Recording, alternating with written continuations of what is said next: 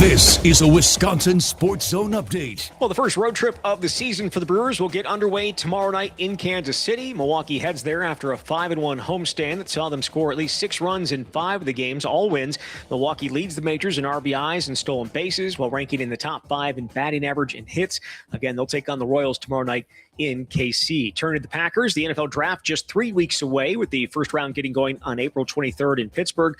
Green Bay is coming off a disappointing end of their season, losing 5 straight games. They held big leads in 3 of those games, but unable to finish them out, including the season-ending loss to Chicago in the playoffs. But GM Brian Gutekunst saw plenty of good last year, believes that's the team they can be. You know, we played some explosive football last year. We played some really good high-level football last year, and really had control of games at certain times, but just weren't able to kind of finish it off. So I think that's something that we have to get back to that level where we were doing that early in the season. And then I think no matter what adversity comes through a season, whether that's injuries or whatnot, being able to stay on task and finish those things. Again, the draft gets going in 3 weeks. Packers likely be on the clock for the first time at pick number 52 in the second round. Everyone should feel confident about their path forward. Exact Sciences has teamed up with UW Athletics to help promote eradicating cancer by preventing it, detecting it earlier, and guiding personalized treatment. The Exact Sciences Athletes Program is unique as it connects UW student athletes with Exact Sciences' work to provide breakthroughs in cancer care and treatment. Exact Sciences and UW Athletics, helping raise cancer awareness to make a difference in the Madison community. Learn more at exactsciences.com. Well, the Bucks are back home as they get ready to face the Celtics tomorrow night. Milwaukee has just 6 games left in a season that won't include a trip to the postseason for the first time in a decade. With this Wisconsin Sports Zone Network update, I'm Zach Heil-Print.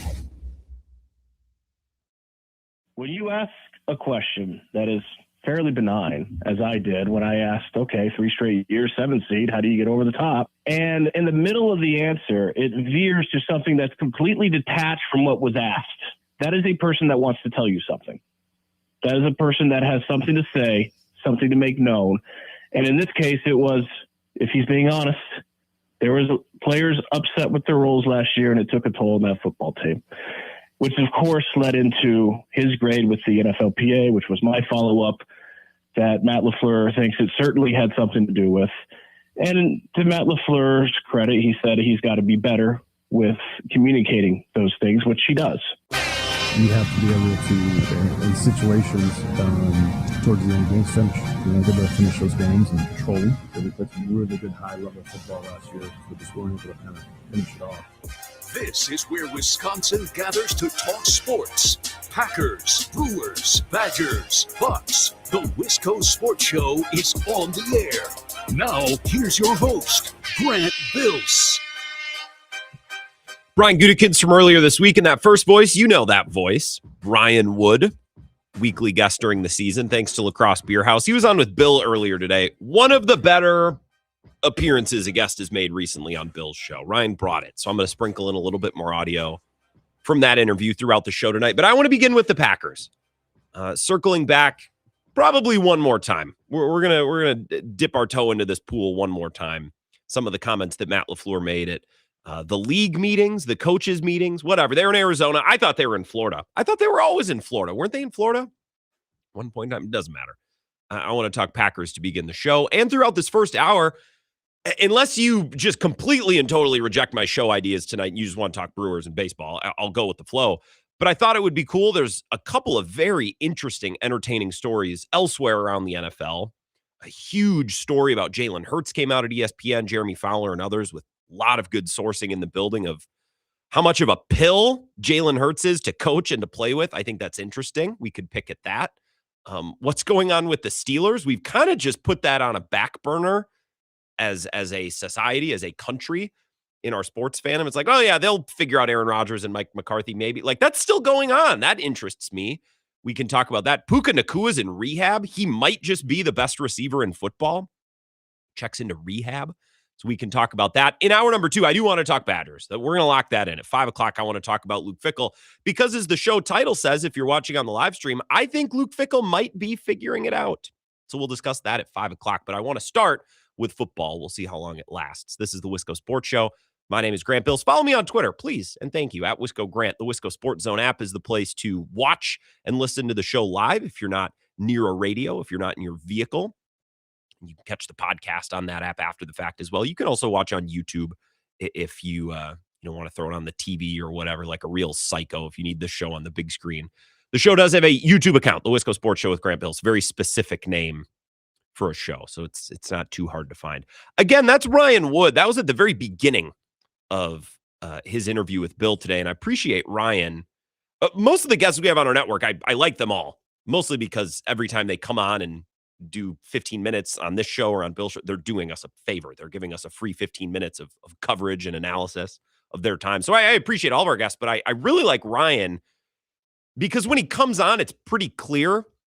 He knows, all right, I got my talking points. I know what needs to be shared. I know what needs to be talked about. And we started with Matt LaFleur's comments about, we had some players on the team last year who weren't content in their roles. They were malcontents. They weren't happy in the role they were playing, in maybe their usage. Maybe they thought they were playing out of position. Or maybe human nature, they thought, I should be playing more. I should be getting the ball more than this other wide receiver. I should be playing more snaps on the defensive line, more than this other guy who I think I'm better than. And as I said earlier in the week, I don't think that's a big deal. That happens in every locker room on every team in the league.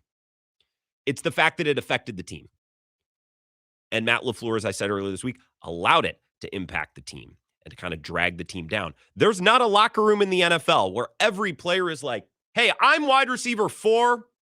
Perfect. Nailed it. Great. Like I'm playing in my high school's alumni basketball tournament on Saturday. I'm very excited. Never played in it before. 10 years after I graduated.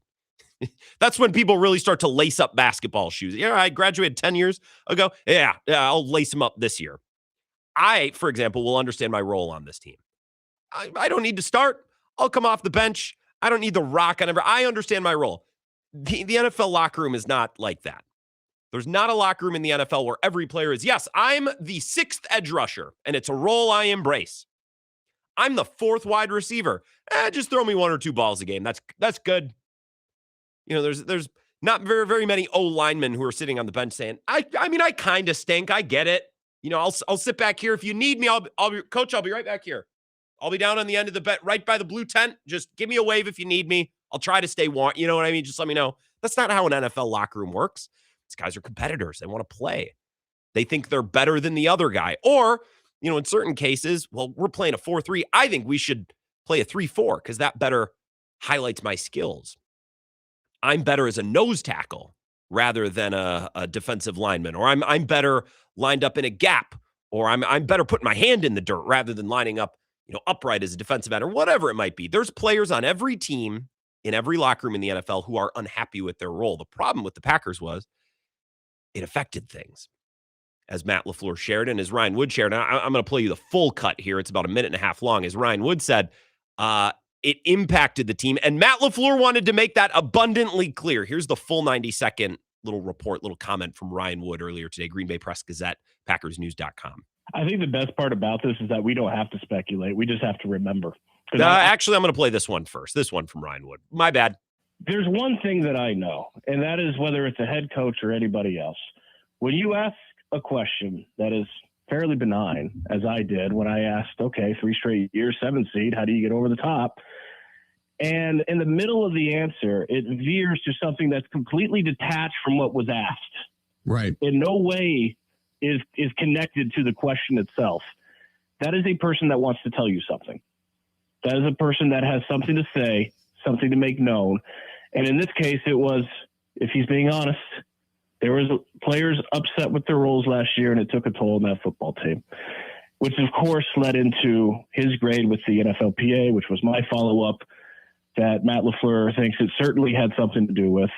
And to Matt LaFleur's credit, he said he's got to be better with communicating those things, which he does. There's no question about it. Mm-hmm. But Bill, I think what's relevant about that beyond the surprise of, okay, some guys, which shouldn't be a surprise because there's a long paper trail of guys that have said that they were not pleased with the role that they were playing for the 2025 Packers.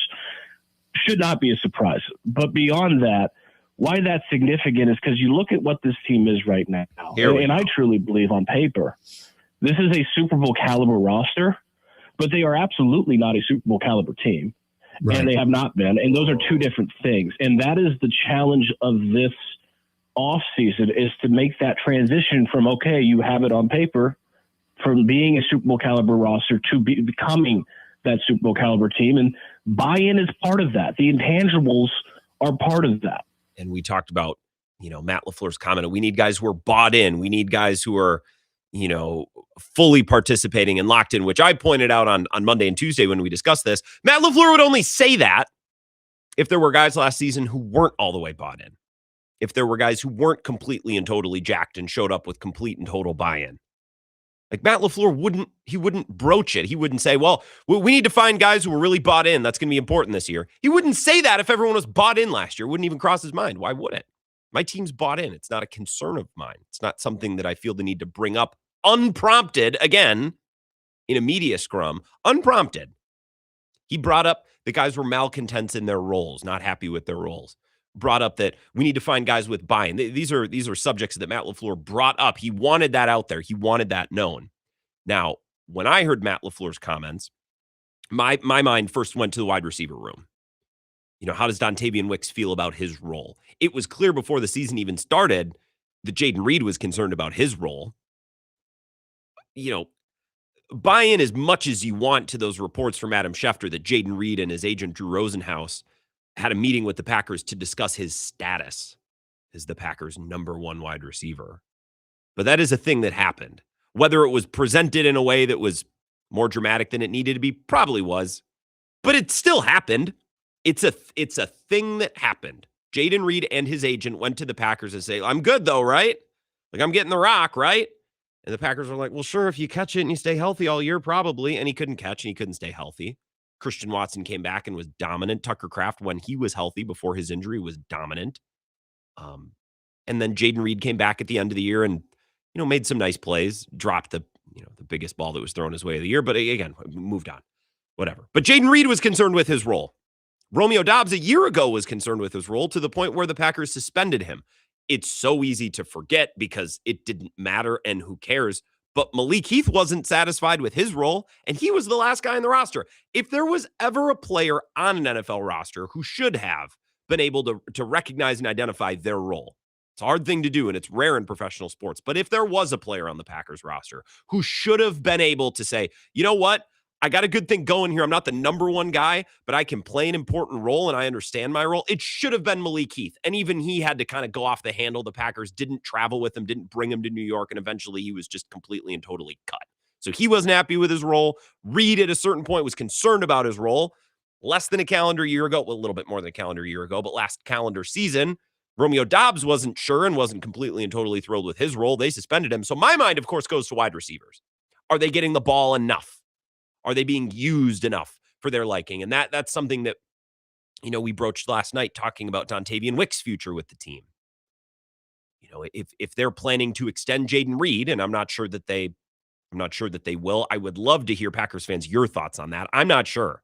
I'm not sure that the Packers should extend Jayden Reed. Now, if they don't, they got some work to do at wide receiver. If they do extend him, I think that opens up a problem here and there financially and a little bit of a roster crunch on offense because you're probably going to extend Watson, Kraft. Jacobs is making a bunch of money. Matthew Golden was just your first-round pick. Okay, and now we're also going to pay Jayden Reed. Slot receiver. He's banged up a good amount. He's a good player. You'd like to keep him around, but do you want to give him a big second contract? I don't know. My mind, of course, went to wide receiver. Ryan Wood, earlier on Bill's show, actually, I don't even know that he brought up a wide receiver. He went on to talk about an offensive lineman who you'd never think, well, is an offensive lineman unhappy with their role? I'd never think about that. And a defensive lineman. Here's more from Ryan Wood. I think the best part about this is that we don't have to speculate. We just have to remember. Because I remember being in Chicago in Soldier Field's locker room after that Week 16 loss to the Bears and talking with Jordan Morgan, who had been playing right tackle, played it that night because Zach Tom was out, about how's the right tackle going? You still feel like you're a left tackle, him making it very clear that not only does he feel he's still a left tackle, but the coaches know. The coaches know that his best spot is left tackle. He's doing this because he's doing what's best for the team. They need him at right tackle, but yeah, he's a left tackle. And this is 2 years into his career. And lo and behold, players know. So when Rasheed Walker signs a 1-year, $4 million contract with the Carolina Panthers. That is not franchise left tackle money. Right. Players aren't surprised by that. Players inside, they know who's good, who's not, who's struggling, who's rising. And so if you're Jordan Morgan, you believe you're a left tackle and you're not playing that position because of a 1-year, $4 million left tackle, I could see how you might feel a certain way about that as a first-round pick, as a guy that's been trying to languish through all these different position changes for 2 years. Yeah, I get that. Colby. So I'm going to pause it there and we'll keep playing. I hadn't thought about it, but imagine being Jordan Morgan, drafted in the first round. You're not a 7th-round pick. You're not a 5th. You're a first-round pick with all of the blue-chip traits. Your rookie year, you're being cross-trained to rotate at guard, not your natural position. You're not even starting, and then you get hurt. You miss most of the year. Year 2, you're cross-trained again to rotate at guard until the right guard with whom you are rotating has to move to center because the left tackle that got moved to center but didn't come ready to play center gets hurt. So now you're playing guard. Oh, by the way, our right tackle is now hurt, so we're going to kick you out there even though we've only really been training you at guard. Not to mention the one position that you probably are best at, left tackle, you're not going to play there because we need you to replace Sean Ryan and Zach Tom. Oh, the guy who is playing left tackle, though, is a guy who, as Ryan points out, eventually gets a 1-year, $4 million deal. He ain't that good. So Jordan Morgan isn't playing his preferred position because of a bunch of injuries. And I get the frustration there.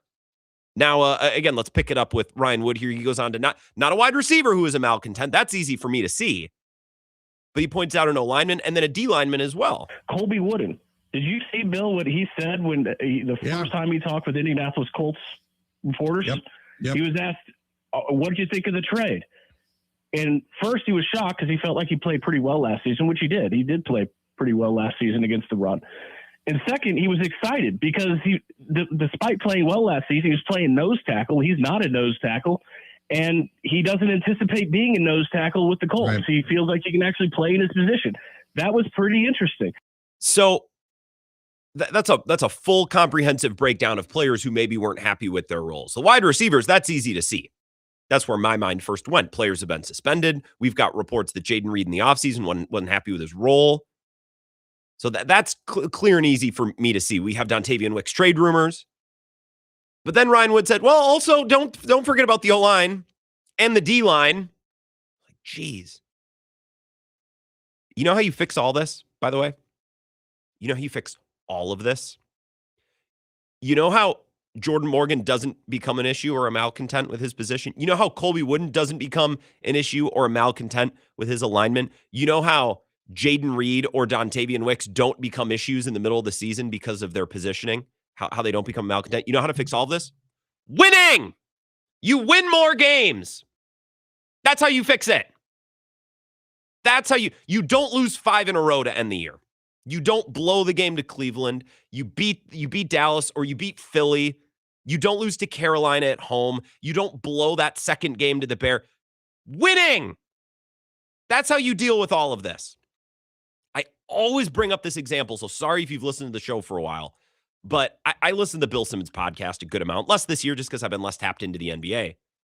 But Bill Simmons always, and anytime a team goes on a losing streak, and this has happened with the Bucks, anytime the Bucks have had a little losing streak, back when they used to win, like this whole season's been a losing streak, but back when they've been a good team and they'd have a bad week and a half, you'd always get it on the Bill Simmons podcast, and Bucks Twitter would always aggregate it because they have little sibling syndrome over there on Bucks Twitter. They post the clip. What is this? And it was always Bill Simmons saying something of the like, I'm getting some fishy vibes from the Bucks locker room. Something doesn't smell right there. Something's not working. Something's not good there. Something's wrong in that locker room. Duh, they're losing. Of course they're not happy in the locker room. Of course they're a little frustrated and peeved in their availabilities with the media. They're losing. So way too often in sports, we look into locker room chemistry, or we look into whether or not players are happy with their roles. You know how all of that stuff gets fixed? Or better yet, you know how that stuff never becomes a problem? Players are always going to wish and want for a different role or a bigger role, but you know how it doesn't affect the team? You know how it doesn't become an issue or something we don't hear about? Winning! Win games! Win more games! Don't only win 9 games, and all of a sudden Colby Wooden's not pissing and moaning about nose tackle versus, 2 or 3 technique or whatever. I don't know football. I'm not a coach. Win! And Dontavian Wicks kind of has to fall in line because the team's really good. Only a complete and total a-hole would act out when the team's winning, A.J. Brown. Dontavian Wicks doesn't have that kind of scratch or status. Win! That's how this stuff doesn't become an issue. So I don't think the Packers were losing because the vibes in the locker room were bad. I think the Packers were losing games, so the vibes went sideways. Chicken or the egg. But I think the losing always gives way to the locker room vibes. Now, the bad locker room vibes might then make it worse, but it always starts with losing. And that's the biggest problem this Packers team had last year. They only won 9 games.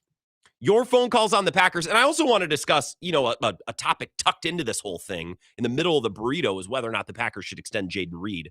We kind of broached this topic first last night, so I'll take your calls on the Packers, Jaden Reed, any of the developments since Matt LaFleur's commentary earlier this week at the owners or the coaches meetings, whatever, down in Phoenix. All of that coming up next. 608-321-1670. This is the Wisco Sports Show with Grant Bills on the Wisconsin Sports Zone Radio Network.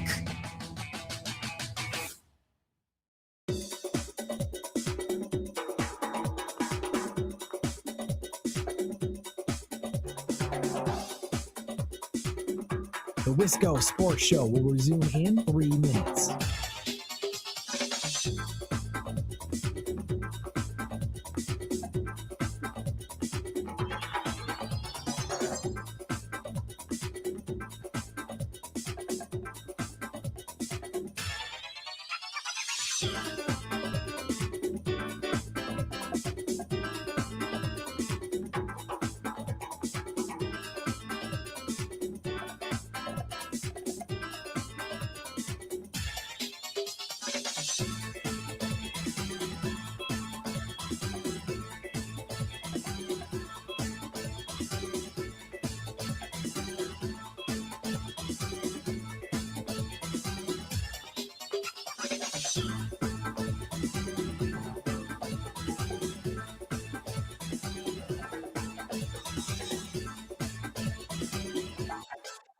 The Wisco Show will resume in 2 minutes.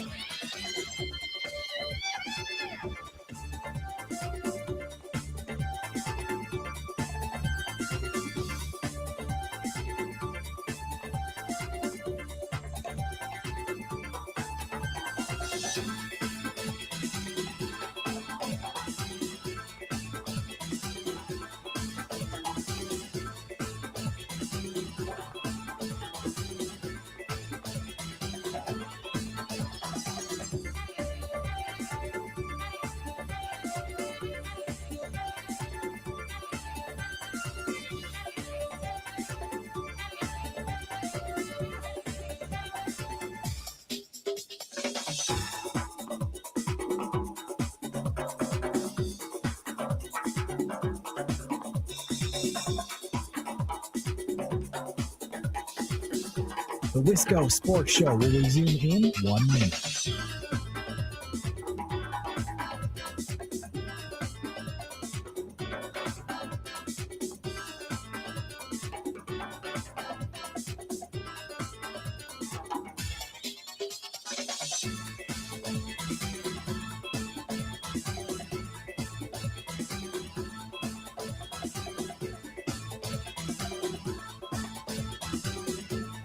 The Wisco Sports Show will resume in 30 seconds.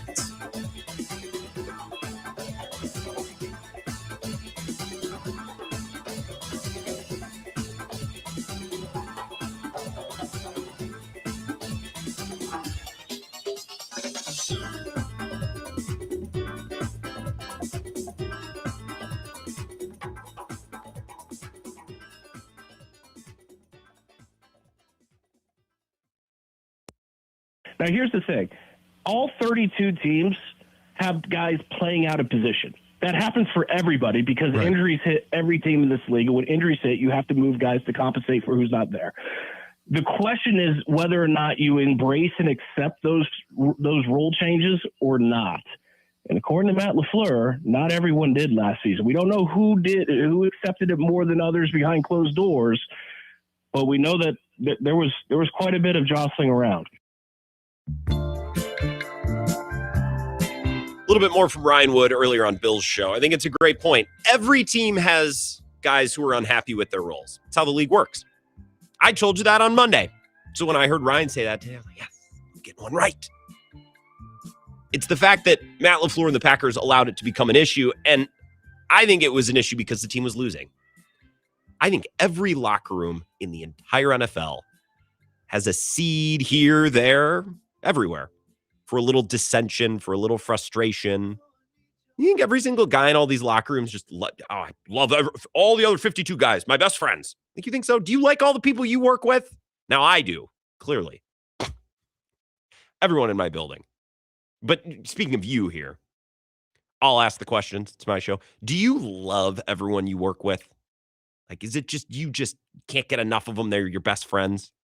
Now, hopefully you like some of your coworkers. Hopefully you can tolerate them all.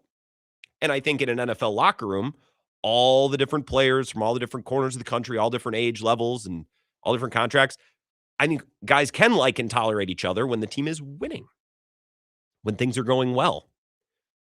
You blow a couple of games, lose a couple of games, or remember Tucker Kraft, I believe, I don't think it was after the Browns game. I think it was probably after the tie to the Cowboys. Basically came out and said, or maybe it was even the win. They had a not so impressive win. Who would it have been? Oh, I bet I could tell you which game it was because he got hurt in the Panthers game. So it was pre-Panthers game where Tucker Kraft came out and said, look, if we play like that against bad teams, we're not. It might have been the Bengals game or the Cardinals game, October 12th or October 19th coming out of the bye, where Tucker Kraft did a media availability and said, look, if we keep playing like this against elite teams, it's not going to cut the mustard. And he was right. But even after their wins, you could tell Tucker Kraft was a little frustrated. He was a little peeved. So sometimes even when the team is winning, and they were 3-1-1, 4-1-1 at the time, those little seeds are there. These guys get frustrated.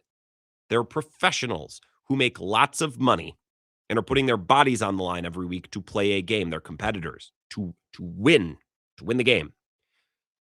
So when you lose 2 in a row to Carolina or Philly, or you lose 5 in a row to end the year, or in the case of last season, what did they lose to end last year? 3 or 4 in a row? Guys will get frustrated. So you'll hear about their frustration. So then we reverse engineer to think, oh, well, the team stunk because Colby Wooden was pissed off that he had to play nose tackle. And I'm telling you, no, I don't think that's why the team stunk. I think the team stunk, so we heard about Colby Wooden's frustration and Jordan Morgan's frustration. Mark on the live stream says, personally, I'm sure Jenkins wasn't thrilled about having to play center thinking he'd be losing money. Well, yeah, he played like it. He played like he wasn't thrilled. It's another guy. But then again, maybe if the team had been winning, maybe if they didn't blow that game to the Browns or tie that game to the Cowboys before he got hurt, maybe Jenkins buys in a little bit more. Elton Jenkins, seriously, Elton Jenkins was one of the more disappointing Packers this last season. And nobody else, I'm the only one who talks about this. I'm the only show or the only person who hammers this. That dude showed the team needed him to play center and to do it at a high level with a new left guard next to him, with a rotation of Sean Ryan, Jordan Morgan, right guard, we're not sure, Anthony Belton. The Packers needed Elton Jenkins to show up and be a pro and be a good center, which he was more than capable of. Packers fans are completely and totally letting him off the hook. So, well, the Packers never should have moved him. The Packers were well within their right to move him. He should have been just fine. And he showed up the beginning, oh, my back hurts. Oh, I had a long off season because me and my friends got the cops called at a strip club. Whether it was their fault or not, I don't know. I've never gotten the cops called at me at a strip club. I've only been to one once or twice. That's beside the point. I feel like if the cops are called and you're involved, you hold some blame in that. Like cops are not called to a scene where then every party involved is like complete and total misunderstanding. I is complete. Sorry. We were 100% in the wrong here. The cops never should have been here. Like if police are called to a location, someone or something did something or someone to something or something happened. So that was Elton Jenkins' offseason. The Packers needed him to show up and be a good center, and he was more than capable. And he had a lazy offseason, and then he dogged it through camp because he wasn't happy with his contract, even though the Packers were letting him play an easier position. And he wasn't ready, and he didn't play at a high level through the first couple of games, and it cost him. And then he got hurt. So I guess it didn't matter at the end, but Dan in Janesville, a couple of texts here, 608-321-1670. I think Matt has covered every possible area of the game. Locker room culture, or locker room culture, etc. with I have to be better. How many times this year will we hear that? If I hear he's been out-coached, we have to be better, again, I'll lose it. Yeah, well, that's the thing. I'll give you another soundbite from Ryan Wood on that topic here in a sec. Coyote Mike, in my opinion, Matt LaFleur was deflecting blame onto the players who refused to buy in. And why not? Because Matt LaFleur is unable to get some players to see the overall team picture. I cannot imagine Pat Murphy admitting that failure. See, I don't want to. It's just two different things. So I like Pat Murphy too, but I'm going to skip the Pat Murphy part of your text, Coyote Mike. Matt LaFleur shrinks. Imagine how good the Packers would be with Murphy as their head coach. Again, yeah, I don't know. I'm not going to compare baseball to football. I think Matt LaFleur brought that up because he wanted some cover. I don't accept it as cover because as the head coach, you're responsible for getting guys to buy in. And again, I think it all stems from their lack of wins. If you win more than 9 games, nobody gives a flip what Colby Wooden has to say. And he knows that, so he'd stuff it. If the Packers are winning, Jordan Morgan, buddy, pipe down. Sorry, you're in a talented room. You'll wait your turn. Those pieces seem to fall into place when a team is winning. And they weren't winning enough. A couple different losing streaks. They had a bad tie. They lost to the Browns, lost to the Panthers. Here is Ryan. What did I say I was going to circle back to? I shouldn't have done that. I'll lose it. Here's Ryan Wood's final comment. This is their identity. And this is where I'm going to agree with Coyote Mike, where it's like, if I have to keep hearing some of this stuff, I'm going to lose it. The Packers, I wrote about this in Phoenix. They're telling you exactly what they think of themselves and who they think they are right now and who they think that they're not. And when Matt LaFleur says it's been on the forefront of his mind, they have to finish games. And that's the one thing they didn't do last year. That's not hyperbole. That is the one thing that this team could not do last year is finish games. That's a blessing and a curse. I mean, the blessing is that they are that Super Bowl caliber roster on paper. They have the talent. They have Jordan Love. They have Micah Parsons. They have plenty of talent around both of those superstars. But the intangible of knowing how to be that Super Bowl caliber team is not easy. And it's extremely important because if you're going to make that January run, it's a league of parity anyway. It's especially that way in January because everyone's good in the playoffs. Everyone's gotten there by their own merits. You've got to close games. And this team wasn't even close to being that team last year. So that's what they have to figure out. That's what they have to figure out. That's what they have to figure out. That's where we need to improve. That's what they need to get better. I've heard that from Goody. I've heard that from LaFleur. I'm not yelling at Ryan Wood, but just the fact that he's presenting that's true. That's what we've heard from the team. And they do need to figure that out. But I'm with you, Coyote Mike, or the million, billion, trillion texts and calls we get on Bill's live stream every day. I'm with you, folks. Why should we expect them to figure it out all of a sudden? What's an apple supposed to fall out of the sky and hit Matt LaFleur in the back of the head? I understand they were injured last year. That certainly hurt them. But I think if Tucker Kraft and Micah Parsons were healthy, they beat the Bears, and then they'd probably go to Seattle the next week and lose in a very similar way they lost to the Bears. I'm not saying they'd be up 21-3, but I think they'd go to Seattle and they'd play a really good game. Because I don't think Seattle was head and shoulders more talented than the Packers when the Packers are healthy, which they weren't. But if the Packers were healthy and they go to Seattle in round 2 of the playoffs, I think it's a tooth and nail fight down to the end. And then the Packers blow a couple of things, just like they blew a couple of things all year long. And we're talking about the same type of loss. It's just higher stakes. So if the Packers were healthy, I think they beat the Bears just because Tucker Kraft and Micah Parsons and a couple other guys are that good. Zach Tom, those players they're that valuable. But then they get to a team that's as equally as talented, and they lose the way they've lost all these games. We'll find a way to miss a field goal or gag a special teams play or commit a crippling illegal motion penalty, Rasheed Walker, on the final drive of the game, or Jaden Reed's going to have a ball bounce right off his mitts. Like, they just would have done that in a bigger, farther game down the line. So unless the Packers believe that Micah Parsons and Tucker Kraft are so important to their culture and the way that everyone's practicing and preparing and playing, I don't think it's as simple as, well, you get 2 of your best players back and now you're a Super Bowl team. I think you're a Super Bowl roster. That doesn't make you a Super Bowl team. And I don't know how they fix that thing. And I'm getting a little sick. Coyote Mike, I'm with you. Dan and Janesville, I'm with you. I'm getting a little sick of hearing, well, that's what they got to figure out. Well, yeah, I agree with that. But practically, why are we believing that they will figure that out? Let's take a break. I want to talk about some other stories around the NFL. There's some wild, crazy things going on. Jalen Hurts has been put on blast by voices in his own locker room. Puka Nakua's in rehab. And the Steelers, by the way, I know that we've all kind of looked away and forgotten. They're just still waiting on Aaron Rodgers like it's 2025 again, which I find kind of funny. We'll discuss all these things next. This is the Wisco Sports Show with Grant Bills on the Wisconsin Sports Zone Radio Network.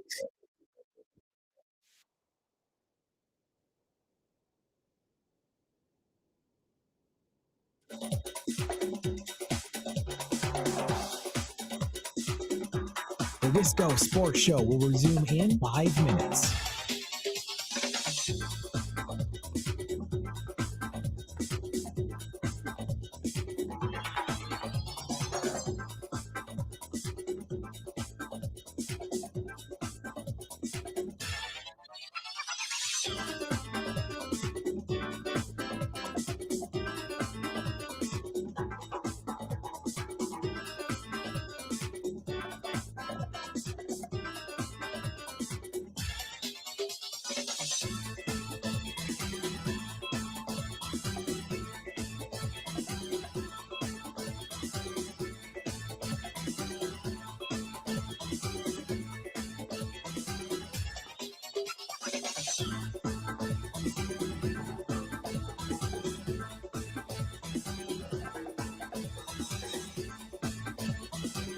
The Wisco Sports Show will resume in 4 minutes.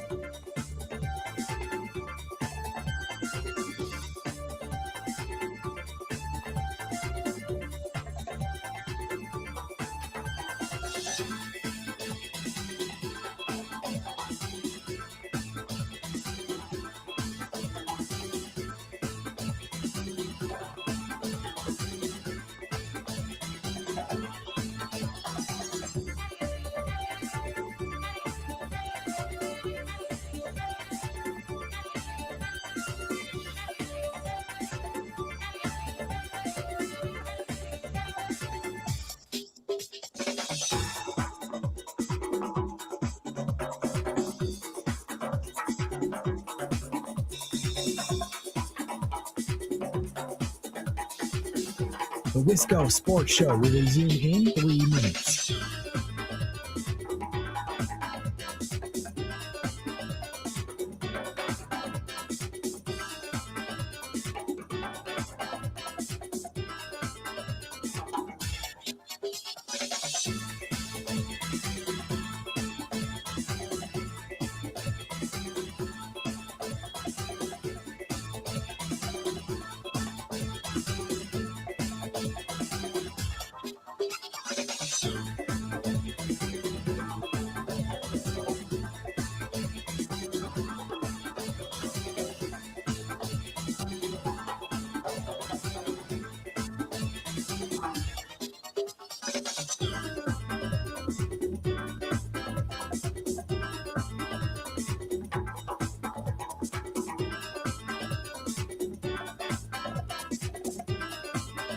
The Wisco Sports Show will resume in 2 minutes.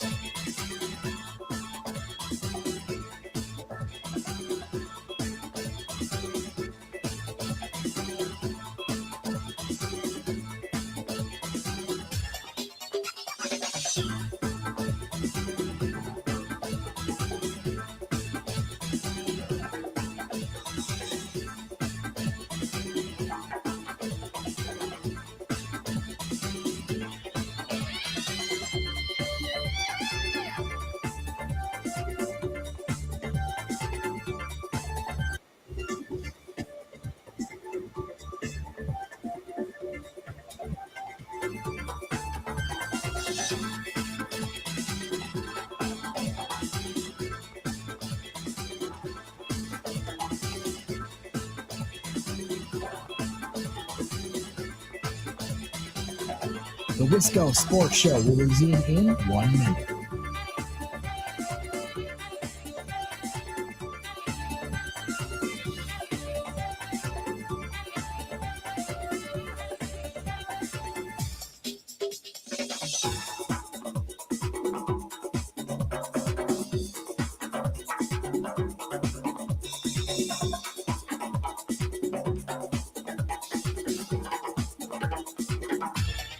The Wisco Sports Show will resume in 30 seconds.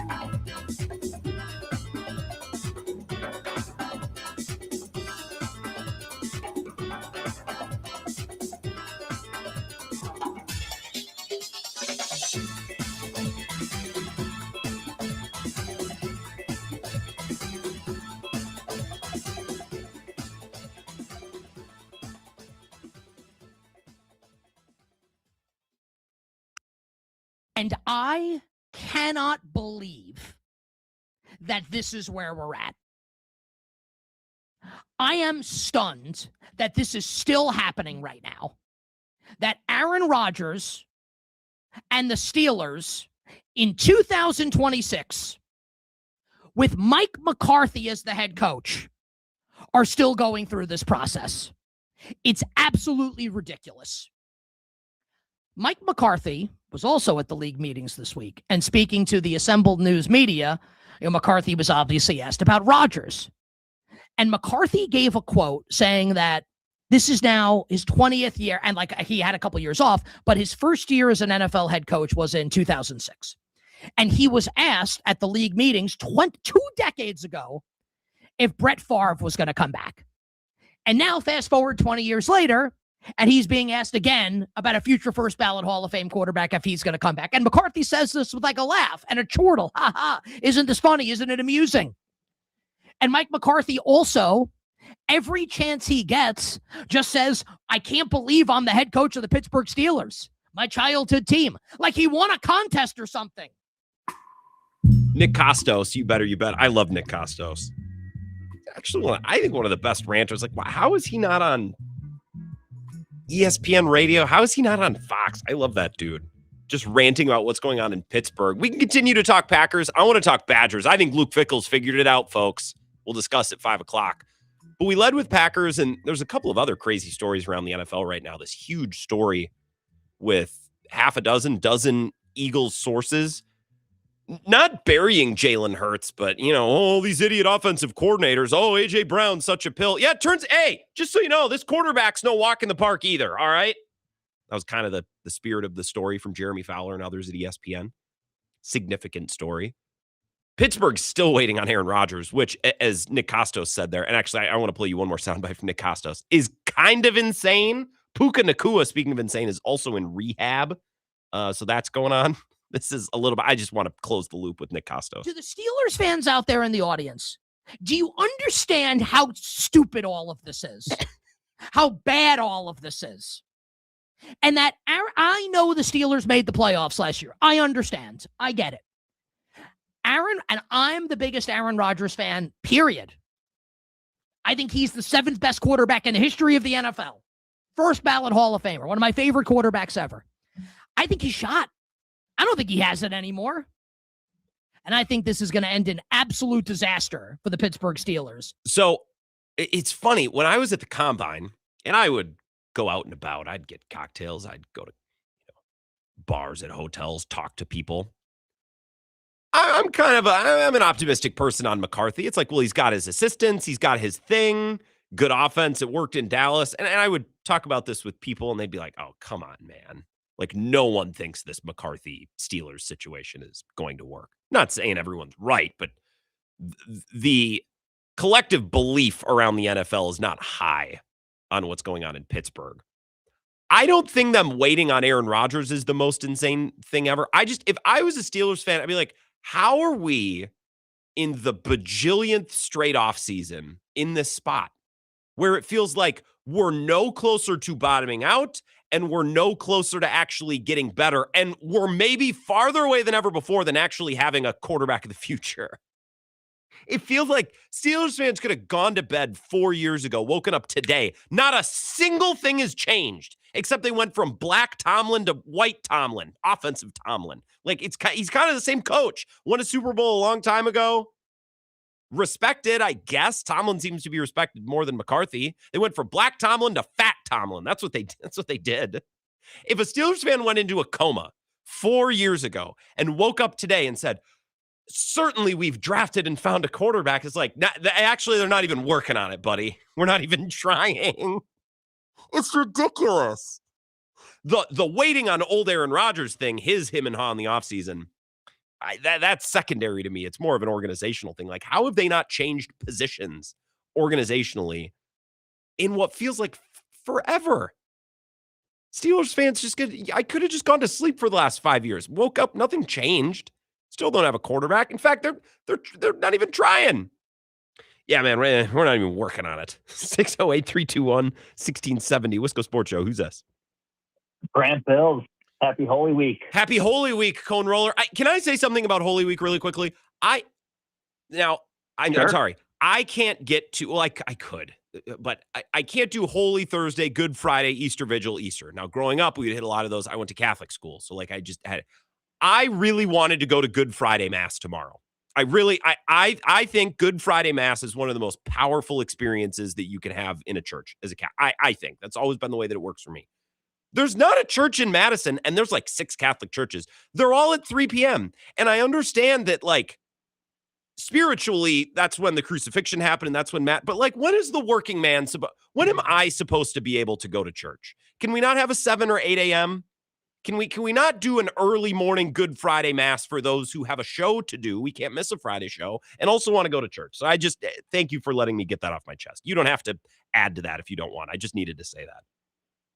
No, a couple things actually. Good Friday actually isn't a mass because it's the only day in the Catholic Church that you're not allowed to have a mass. So just a quick correction there. They have communion, but they don't they they save it from the night before, if I'm remembering correctly, right? So like, I always grew up, they would do communion, but they didn't do the whole ceremony. So I think you're right. I don't think that makes it a mass. Good call. Yeah. My fiance, Miss Cone, is in the process of getting confirmed. So we're doing Holy Week up big this year. I'm her sponsor for the Easter Vigil, where she'll get sealed into the Catholic Church. So very exciting stuff going on. This is a big weekend for you. That's got to be special. That's cool. Not only is she taking your name, but you're getting her, you're converting her as well. Hell yeah, brother. Yeah, she grew up Catholic, just never got confirmed. So I've just dotting some I's, crossing some T's. Just doing some paperwork. Yeah, I got it. Still cool. Yeah. Anyway, I won't press you too much on the 3 o'clock mass. You know, your friends' weddings, all that. That's okay to miss a show, but the crucifixion of our Lord and Savior. No, got to talk about Matt LaFleur complaining. That's fine. I deserve that. That's fine. Continue. Go ahead. Yeah, I mean, that's my whole thing. Matt LaFleur, like, you hit it on the head. Like, anytime he opens his mouth, you just feel worse. Like, can he just nut up and, like, be a man? Mm-hmm. Is that too much to ask? He is just always complaining, and that is going to wear on me a lot this coming season, especially if we don't see an improvement. And question for you, and then I'll hang up and listen. Whose seat is hotter going into this season? Matt LaFleur, Luke Fickell, or Greg Gard? Ooh. So good question, Cone. Hang up and listen. I mean, I got to go to my friend's wedding. I'm sorry. I deserve that. Yes. I have taken off a Friday show for less, but I don't want to leave early tomorrow to go to Good Friday Mass because then I hear it from me. I can't win, and I understand that. That's fine. I'll go to Easter. I'm going to be at church this weekend. It's about as good as I can do. I could do better. I understand. Shut up. I think Fickell. I think Fickell get canned if they stink this year. Because that's what all the Badgers people say. Jesse Temple said it on the camp earlier. I was watching him and Zach's latest episode. I'll play a little bit of that next hour because I want to talk about Fickell at the top of the hour at 5 o'clock. I think he's figured it out. I think I'm all in on the Fickell experience. I'll tell you why in 15 minutes. Fickell will get canned. Matt LaFleur, if they are not good this year, should get canned. But he just got extended, and I don't know if the Packers will actually do it. Because I don't know that they want to pay him a bunch of money to not coach. We don't have a lot of experience in recent memory of the Packers needing to hire and fire coaches. So it's not like we can draw on a recent experience of when the Packers missed on a hire and corrected it quickly. Like the New England Patriots fired Bill Belichick or moved out, whatever they did, hired Gerard Mayo, did it for a year. It was a miserable failure, and they just said, F it, cut bait. And Robert Kraft even came out and whined. It's like, that was a very expensive, that was the most expensive move we've ever had to make. I don't have recent precedent for the Packers having to do that. I think Fickell is on the hottest seat. He probably should be, but Matt LaFleur should be right there, but he just got extended. So I mean, it would have to be a nightmare, like 5 wins for him to get fired, I think, which is stupid, which is dumb. But that's how his contract lines up. I don't think Greg Gard's getting fired, nor should he. But Fickell followed by Matt LaFleur. Fickell will straight up get canned if they stink this year. Matt LaFleur, I don't think will. Should, but I don't think he will. Thank you, Cohen, for keeping me honest about my mass attendance. Although it's not a mass, you're correct. Although growing up, the Good Friday Mass at my hometown church probably still is. Not that I can attend, but at my hometown church, it was a long one because they would do communion. They just didn't bless it because they would cook it all up. They would, that's an irreverent word. They would, I guess I don't know what word to use. They would save some from the Holy Thursday Mass, and then, you have that on Friday. Long Mass, though, with the Passion Gospel, the Adoration of the Cross, the intentions were always long. Up, down, kneel, stand, kneel, stand, kneel, stand. Long one. Very powerful Mass, but a long one. A lot of length there. Let's a couple more NFL things, then I want to talk Luke Fickell at 5 o'clock. This is the Wisco Sports Show with Grant Bills on the Wisconsin Sports Zone Radio Network.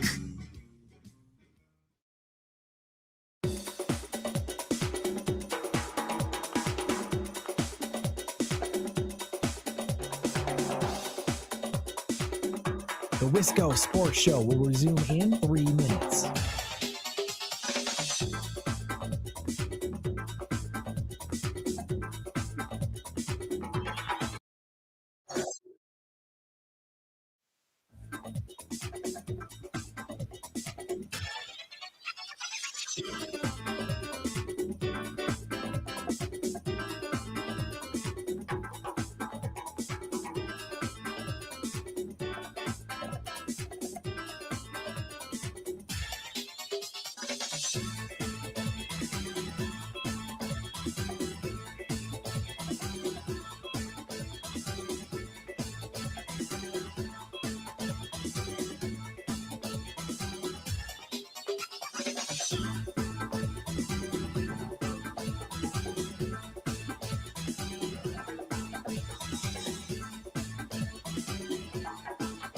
The Wisco Sports Show will resume in 2 minutes.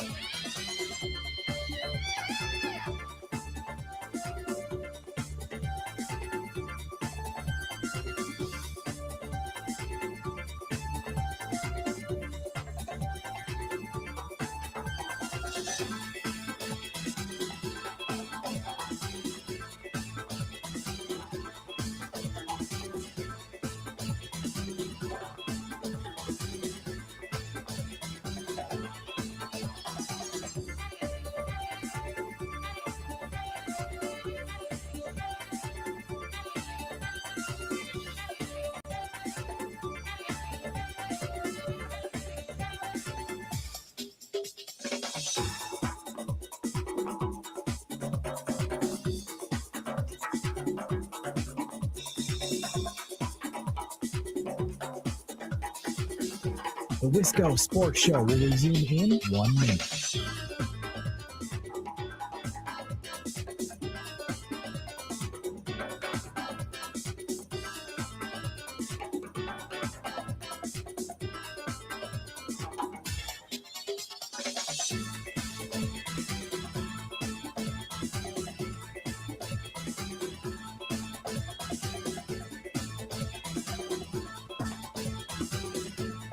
The Wisco Sports Show will resume in 30 seconds.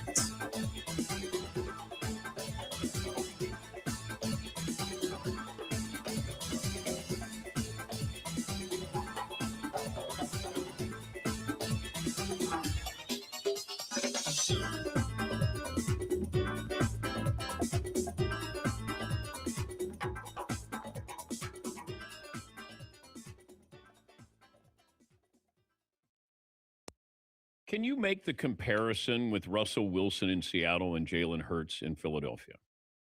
Well, that's a layered discussion.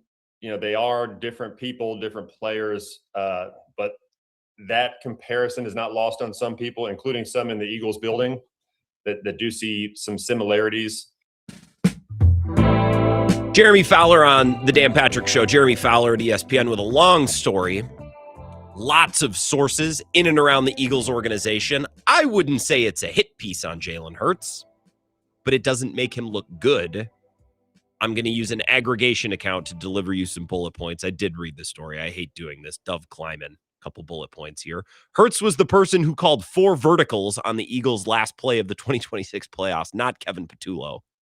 He wanted to avoid playing under center. He was reluctant to let it rip at times, particularly against zone coverage. Pushed back on changes that would diversify the scheme. Poor body language, not always bought in. Diverts from the game plan and changes play calls to an excessive degree. Not the most coachable, and his teammates notice. What's funny is, so that's Jalen Hurts. I've seen more than one story or heard it on more than one show that A.J. Brown in that locker room is actually pretty well liked. Like, his teammates don't view him as this disruptive diva, you know, like, I think A.J. Brown's pretty well liked and respected. Sounds like Jalen Hurts isn't, which probably could have guessed. I've seen Eagles fans react really strongly to this. Oh, boring offseason time. Time to write a hit piece on Jalen Hurts, right? Very defensive of the quarterback. If my team, the Eagles, had underperformed to that degree and the offense sucked to that degree, and this story came out, I would say, thank you. There it is.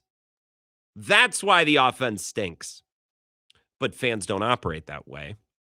Because certainly it was just Kevin Patullo, the offensive coordinator, is a moron. We fired him. It'll all be good now. I mean, good luck to Sean Mannion, who, remember, the Packers quarterback coach, now hired in Philly this offseason to be their offensive coordinator. Good luck.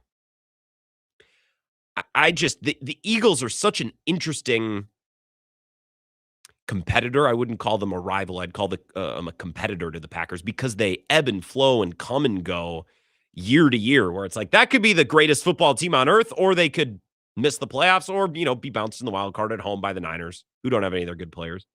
The Niners, I guess, much of the same, but mostly their waxes and wanings year to year. It's mostly due to whether or not they're healthy.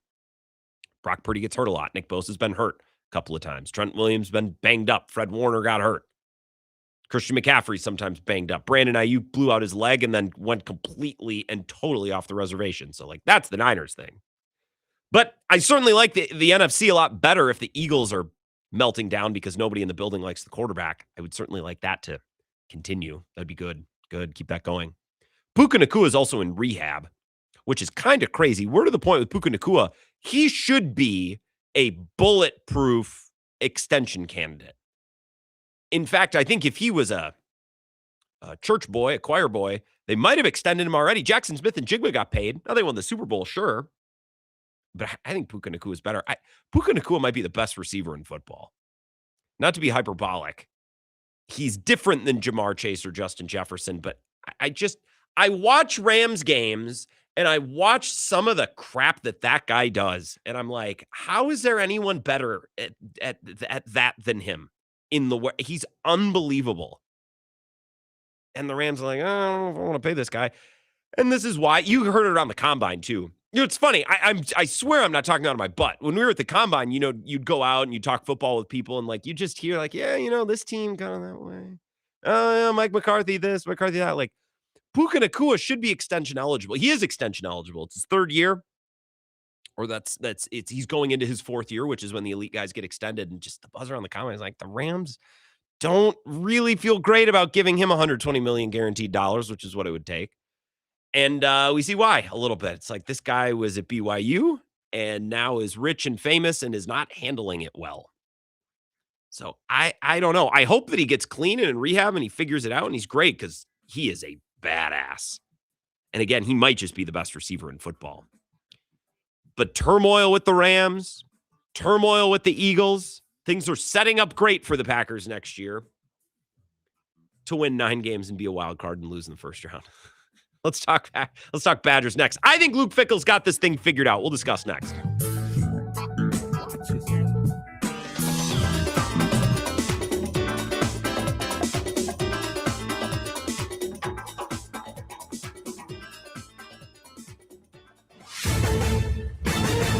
This is a Wisconsin Sports Zone update. Well, the Brewers are headed to Kansas City. It's where they're going to one start to the year that included a sweep of the White Sox. Second baseman Bryce Terang really likes what he's seen from the group so far, especially because of the kind of pressure that they can put on teams. It was a good homestand. We showed every style of game with the homers, the stolen bases, the walks, hit by pitches, all that stuff. So we got a really good team, and when we play like that, it's going to be really hard to beat us. Again, it'll be Milwaukee and Kansas City tomorrow night. The club will follow that series with another matchup on the road against an American League team, this one in Boston against the Red Sox. Turning to the Bucks, they fell in Houston last night, now down to 6 games left in the season. They're going to host Boston tomorrow night at Fiserv Forum. As for the Wisconsin basketball team, the transfer portal opens up April 7th. We've already seen 2 of their guys, reserves Jack Robison and Ricardo Greppi, announced that they would be entering the portal. Wisconsin expected to be very active in the portal in rebuilding its own roster. ABC Wisconsin is the largest apprenticeship program in the state, with more than 2,000 active apprentices in 12 different skilled trades. In the ABC apprenticeship program, you earn while you learn on the job, get paid to go to class, and graduate with a job in your craft, but without the huge college debt. Explore 12 different construction trades in one spot and build your career, wi.org, or just search online for ABC of Wisconsin. Well, we're now just 3 weeks out from the start of the NFL draft. Things get going April 23rd in Pittsburgh. Packers likely won't be heard from until the next day, as they do not have a first-round pick slated to be on the clock at pick number 52 of the second round. And Wisconsin's still on spring break. They'll return next week to continue spring practice. With this Wisconsin Sports Zone Network update, I'm Zach Heil. Badgers up to 7 commits in this class, all from the state of Wisconsin. And I'm probably thinking what everybody else is thinking. Why can't Luke Fickell recruit out of state? I love it. Yeah, there's got to be a storyline or a talking point.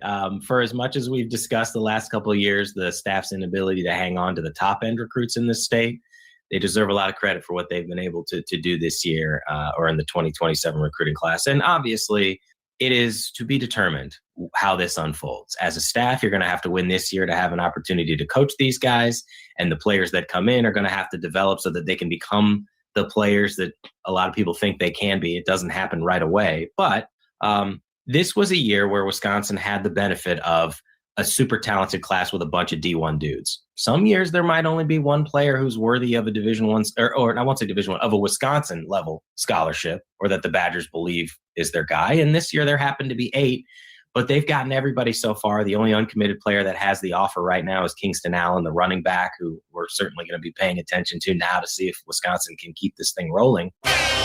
Day one is always a little bit unique. There's a lot of emotion, a lot of energy, but there's a lot of things we can learn from. Defensively did a great job at going after the football, punching the ball. Offensively, we got to take care of it. This is where Wisconsin gathers to talk sports. Packers, Brewers, Badgers, Bucks. The Wisco Sports Show is on the air. Now, here's your host, Grant Bills. Hour number 2, that's Zach Heilprin, Jesse Temple on the camp. Episode out today, I believe this morning, maybe last night. I think the news broke during this show last night that they had landed both of the Mallinger twins from, what is it, Hamilton, Sussex, I believe. Not Hamilton, north of La Crosse. That's when I looked it up yesterday, I was like, no. Yeah, Hamilton, Sussex. Makes more sense. So that news breaking last night, little reaction from Zach and Jesse on the camp. Would recommend you go listen. And then a comment from Luke Fickell from their first day of practice. Hour number 2, I want to talk Badgers for a little bit, and I'll get back to your phone calls here very quickly. I need to get something off my chest. I think for a few years now, I've been rather critical of Luke Fickell. I've been rather negative on the outlook of the program under Luke Fickell. Been pretty jaded. I've doubted his coaching ability quite a bit. I've doubted his ability to turn the program around and to win more games in the Big Ten and to get this program back to where it used to be, making Rose Bowls. And, when we had dreams, fringe dreams, but dreams nonetheless. I mean, a dream it's a fringe. So dreams of making a college football playoff, even before they expanded the thing. There were years, the Russell Wilson year, we thought, well, maybe if everything goes right. Then they expanded to 4. Badgers got farther away. Expanded to, how many do they have now? 60. It's too many. Can't even remember how many. It's too many. I've been very pessimistic, let's say, about Luke Fickell's ability to return this program back to where it was. And I've been very pessimistic about Fickell's ability to figure it out.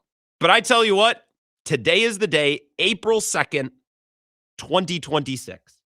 I'm backing on Luke Fickell. I think he's figured it out. I think moving forward, the program's going to be a good direction. Let's just look at some of the things that he's done this offseason, okay? Starting with yesterday, I think this is a big story. Jesse's tweet. Twin brothers Hunter and Reese Mallinger commit to Wisconsin. That's now 7 committed prospects for the Badgers in the 2027 class. And all 7 prospects are from inside the state. Okay, well, let's mark that down first. Thing number 1 that Luke Fickell has done a good job of this offseason, and I'm making a little list here. I'm noticing. Just first day of noticing school over here. Luke Fickell in the 2026 offseason. 2026. Thing number 1, in-state recruiting.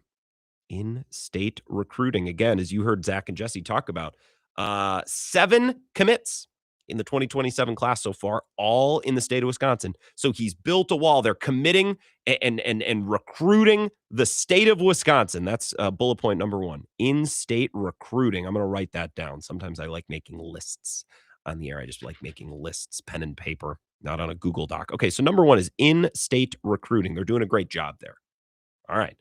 Thing number 2 that I've noticed, and this is part and parcel with in-state recruiting, but they're finding good O-linemen, Hunter and Reese Mallinger.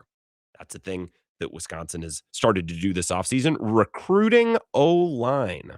Thing number 2 this offseason, recruiting O-line, building in the trenches, valuing players along the offensive front. Okay, so again, just keeping track of what's going on this offseason. The first thing, in-state recruiting. 7 of 7 prospects in the 27 class, all in the state of Wisconsin. That's thing number 1. Thing number 2, recruiting the O-line, building the offensive line, committing to the offensive line. Now, thing number 3, I think the way that Luke Fickell's built out his offensive staff, Jeff Grimes is back in year 2, but now with a different offensive line coach, Eric Mateos. Well, Grant, I don't know much about this cat. We've talked about him a little bit, but I'll just go straight to the horse's mouth here. This is UW's website, presented by Badgerland Chevy and American Insurance. Hold on, let me scroll the ads out of the way here. Eric Mateos, reading his staff page here. Eric Mateos joined the Badgers coaching staff in 2025 December as the O-line coach. Mateos arrived in Madison after 2 seasons leading the offensive line unit in Arkansas, and made a variety of stops across the college football landscape, including stints directing units on staff with current Badger offensive coordinator Jeff Grimes. I like that. Most recently, the duo of Mateos and Grimes spent 3 seasons together at Baylor, with Grimes directing the offense and Mateo leading the offensive line. It's typically what an offensive coordinator and offensive line coach do, but I appreciate the thoroughness of whoever wrote this. If it was Patrick Herb, I commend him. In 2021, Baylor's line paved the way for the best rushing attack in the Big 12 and the 10th best in the FBS at 219 yards per game, en route to semifinalist status for the Joe Moore Award, given annually to the nation's best offensive line. The following season, Baylor totaled 34 rushing touchdowns, averaging 182 rushing yards and 231 passing yards per game. Scrolling down a little bit. Listen to this guy. In 2024, at Arkansas, Mateo's O-line paved the way for 34 rushing touchdowns, second most in school history, while averaging 184 yards per game. Running back Jaquindon Jackson received a second-team All-SEC nod from the Associated Press after rushing for 15 scores and a team-high 790 yards. Wow. Named to Dave Campbell Texas Football's 40 under 40 list in 2023, Mateos has coached 13 players, including 8 draft picks since 2014. Well, okay, so again, just making a little list here. So bullet point number 3, offensive coordinator / O-line coach, emphasis on run game. And it seems here Mateos has coached a lot of future NFLers. Emphasis on run game and developing O-line talent for the NFL. Okay. So this is why I'm so bullish on what Luke Fickell has done this offseason. This is why I'm so excited about the things to come in the 2026 season. So again, just 3 bullet points. Don't need to break down the film. Don't need to be a practice to notice these things. 3 things. Let's go through the bullet points. Number 1, in-state recruiting. All 7 recruits so far in the 2027 class, right here, the state of Wisconsin, baby, inside the borders. From Michigan to Tomahawk, from the lakefront to the riverfront. Bullet point number 2, recruiting the O-line. Some high-level O-line talent coming right here from our state. And bullet point number 3, the offensive coordinator and the O-line coach have an emphasis on the run game, physical football, and developing offensive line talent for the NFL. Folks, this is why I'm so smitten today with the direction of the UW football program. And I got to give him credit. I didn't believe he could do it. But now going into year number 4, Luke Fickell has finally wrapped his big brain around how he should coach Wisconsin football. He needs to recruit in the state, recruit O-linemen, and put an emphasis on the running game and developing O-line talent for the NFL. It only took him 4 years. It took him, now, better late than never, but it did take him 4 years to finally get where we needed to go, which is where Wisconsin football has been for the better part of 30 years. Just needed 3 years to warm up. Just needed to hire Phil Longo. Just needed to build a little lighter on the, let's give that a try. Hey, I know all of this has been working for Wisconsin for, again, basically 30 years here, but what if we just tried everything? Let's do everything different for a couple of years. Oh, that doesn't work? Okay, well, what if we try this? What if we recruit the state of Wisconsin? What if we recruit O-linemen? And what if we build an offense that emphasizes the running game and developing offensive linemen for the NFL? What if we tried all that stuff? Wouldn't that be a novel idea? Wouldn't that be just an insane thing to attempt? It took him 3+ years, but guys, I think Luke Fickell's finally figured it out. Can we take a moment? I'm happy for him. I am. I'm happy for the program too. I'm excited to see them this fall. Maybe they'll keep it within 10 points against Iowa. And wouldn't that be a nice moment for the program and for Badgers fans? I'm happy they figured it out. I just needed to write it all down in a list. It's all coming together. It's all coming up UW. 608-321-1670. Your calls on this or whatever else. Wisco Sports Show. Who's this? It was a bit, right? I was hoping this would you.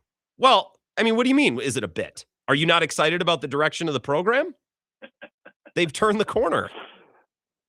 Whoa, man. It's just fun that, like, I'm going to take a picture of my list that I made. I'll send it to you.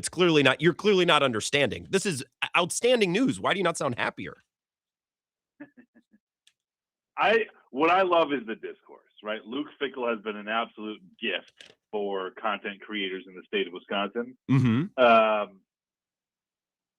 And like watching everybody backpedal that for the last 2 years just told us how little of importance it is to recruit out of high school, how it's not important to recruit in state, right? Mm-hmm. None of these things are important. And now they're all right back on the train. So I love it. Look, the next presidential election is 2028. That's probably about the time we're going to see these kids make an impact on the field. Mm-hmm. It's directionally good. Directionally, to take a page out of corporate, right? Probably from Mad Men.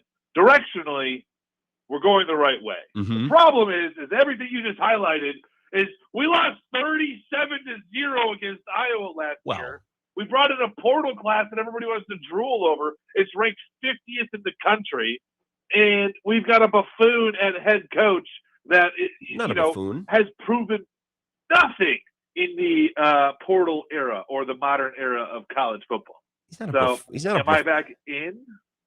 How not? He's not a buffoon. You're not listening, Vagabond John. I appreciate it. Clearly, I'm not making myself clear. I must not be explaining it. No. They're recruiting the state.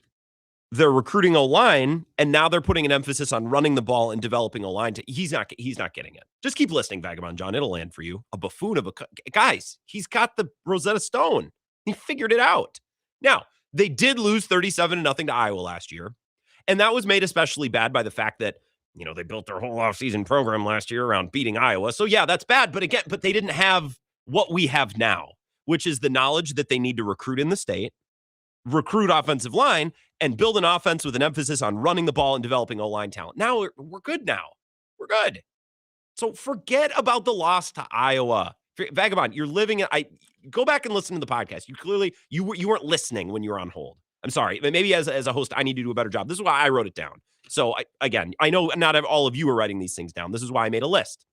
It's because I'm finally starting to understand what Luke Fickell is doing, and it's special. It's going to be special. I can feel it. 608-321-1670, Wisco Sports Show. Who's this? This is totally a bit, by the way. Absolutely a bit. Darnell, I think I'm being very clear with what I'm saying here. Why are you guys not getting it? Do we really have to? We have to go into it. I was actually calling, from the Garden of Gethsemane here because it's Monday, Thursday, but so I wasn't really going to go into the Badger football program. Sorry, there hasn't been anything to talk about Badger football related that's been remotely positive for 2.5 years. So you're not listening. There's so much Darnell, they're recruiting the state of Wisconsin. We took a roundabout way. It took a couple of years, but now we've figured it out. We've turned the corner. They're going to run the ball now. If what you're saying, right, actually comes to fruition and they actually do run the ball or attempt to run the ball, right, then Luke Fickell essentially set the program back by at least a decade, right? Because he changed the entire system in 2022, right? And basically jettisoned everything that could have worked in that system at that point, right? Changed systems, and then changed systems again 3 years later, but won't be able to use the recruits for the new system that he got rid of at the beginning for 2 more years. So that's 5 years at least. But what if I told you this is what you're missing? And I'm trying to help. I know the show's high level, but what if those recruits that we're waiting 2 years for are from the state of Wisconsin, Darnell? Does that change? That changes things, right? One thing it does change is that those won't be going to Northwestern or Minnesota or Indiana anymore, I guess. So, well, still probably a couple. Maybe they'll transfer next year to Indiana or the year after their freshman year. Just give it time. Or maybe they'll transfer once Luke gets fired after the season. We'll see. Sorry, not to. I know. This just feels it feels a little contrived, just a little bit. The show? No, this take. It's like it came out of nowhere because you saw a list and it said, well, Luke Fickell actually got more than 3 recruits from Wisconsin. He got 7. He got a lot more than 3, buddy. He got 7. Is this microphone? God. This microphone must have you plugged in. No one's understanding what I'm saying. You got a lot more than I got a lot more than 3, buddy. Yep, 4 is more. 7 is 4 more than 3. That is correct. If he can win more than say 6 or 7 games this year, then I think we can talk, right? Then we can talk about his off-season prowess if it actually translates to a bowl a bowl attempt, a bowl appearance. I don't know. Hey, this is insane discourse right now. Let's be okay. Well, you're not understanding either. We're 0 for 2 on calls this hour. If we can just be in the hunt, what if we're in the hunt for a bowl game, Darnell? What if we're in the hunt? More than 3, 7. I must be. Am I stuttering? Maybe all the weather in the state of Wisconsin is disrupting the transmission of the show because you're not lying. You got it. They're recruiting in the state. They're recruiting O-line, and they're going to run the ball. We're back. Never mind, it took 3 years. Why are you bogged down on that? I can't believe what I'm hearing. 608-321-1670, Wisco Sports Show. Who's this? This is Louie in Eau Claire. Hey, what's up, Louie? Grant, I'm just hopping on here, so I don't know what exactly you've been talking about with the Badgers here, but that's good. Neither did the last 2 callers, and I think they were listening, so at least you have an excuse. Call me cynical, but don't you get the impression that some benevolent person, whether that be Greg Culver or John Menard or somebody like earmarked NIL funds, like these are only to be used for Wisconsin high school players, and magically that's what kind of is kind of greasing the skids here, because to go from like the notion that we don't recruit Wisconsin high schoolers, the coaches don't like them, to all of a sudden the recruits are piling up. There's something that changed here. It's not just all of a sudden Luke Fickell changed his demeanor and now all these kids are flocking. there's money coming in from somewhere, and I have a sense that it's a benefactor that's kind of throwing their weight around. What do you think? This is an incredible take, Louis. I hope it's true. I really hope it's true. That would be hilarious if this coaching staff, which again, I think they figured it out. I think they've turned a corner. But then if we were to learn down the road that they were compelled to do so, God, that would be funny. I don't even know if it's legally possible. What is legal and illegal in the age of NIL anyways? You should be able to bookmark funds for anything. That's how endowments work. I'm pretty sure. I don't know. I'm pretty sure. I'm pretty confident that endowments, like that money is earmarked for specific causes. So I would imagine NIL donations are the same way. Guys, this is good news. Why is everyone not jumping for joy? If you're on hold, I have to take a break. I want to keep talking about this, and I'll get right to you after this. Hold on. This is the Wisco Sports Show with Grant Bills on the Wisconsin Sports Zone Radio Network.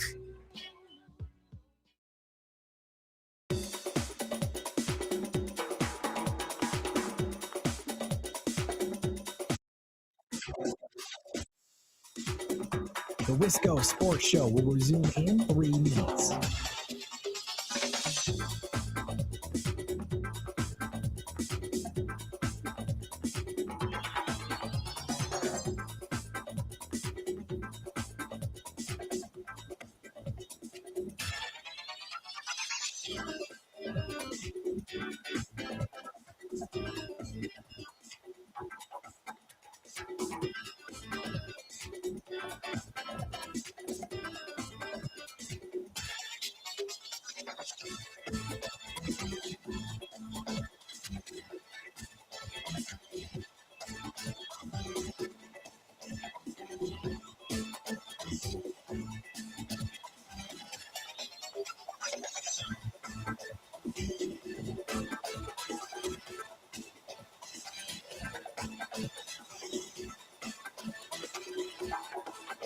The Wisco Sports Show will resume in 2 minutes.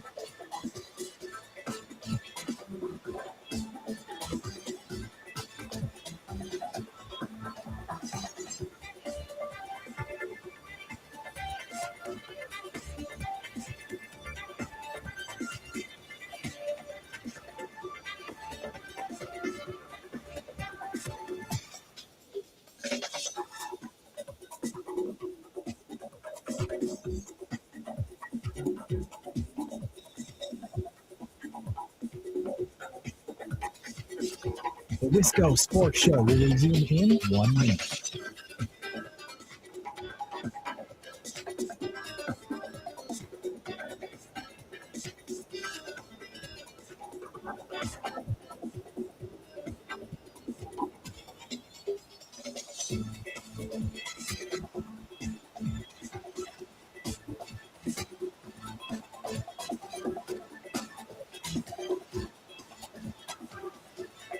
The Wisco Sports Show will resume in 30 seconds.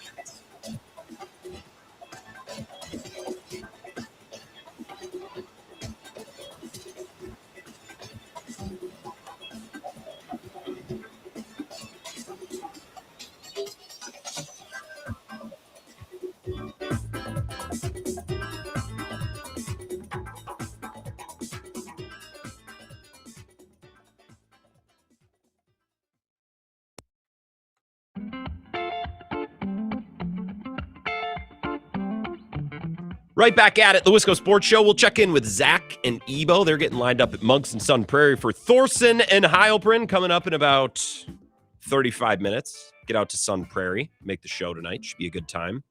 Guys, I think Luke Fickell's figured it out, and I understand. Grant, you've never believed in Luke Fickell. You don't believe he's a good coach. You don't think he can turn the program around. Correct. Until this offseason. This offseason, they've got it, guys. They've got it. They've figured out they have the skeleton key. And I made a little list. They're recruiting in the state. They're recruiting O-line. And They have an offensive coordinator and an O-line coach that have a background in running the ball and developing O-line talent for the NFL. They figured it out. Never mind that that's all they had to do on day one, and it took them 3 years of time wasting to figure it out. But that's not the point. That's not the point. Guys, that's not the point. They figured it out. 608-321-1670. Wisco Sports Show. Who's that? Oh, great. I love how I can tell in your voice you were just messing with these clowns. And, hey, by the way, you being a bachelor, all that free stuff that Michaels gets, he can't toss some of your way so you can get some hot chicks and hot dates, man. All these little high-class gift cards he gets, he can't toss them to his buddy Grant. What am I supposed? What, his RV? Am I supposed to pick him up in the big unit cruiser? No, all these Keldor. He has all these restaurants that give him all this free stuff. Well, I don't know that. I don't know that they give him free stuff. He does advertise. He gets everything he gets is free. Let him flee. It's all in-kind donations. How do you know? But anyway. Okay, whatever. And I don't understand why you think I'm putting Dave. I'm not putting anyone on here. Wisconsin's. Why are you laughing? No one's hearing me. It's like no one can hear what I'm saying. I can debunk this in about 30 seconds. 4 years in a row, he has alienated every high school coach in the state of Wisconsin. Very few of them want anything to do with him. What, all of a sudden he's going to wave his wand like they did in The Wicked and go, voila, everybody that I've made mad in the state of Wisconsin, my magic wand over you. You now are going to like me and send players. No, he has alienated too many people in 4 years. He's not going to get top talent. And if he does get a couple, he's still going to have a quarterback because they're still going to play 8 men in a box. They got no receivers. So they could have five number one draft choices with no receivers and a quarterback. But like my lady friend The Wicked, voila, there's 5 number ones. No, he's alienated them all, Grant. He has made no friends in Wisconsin.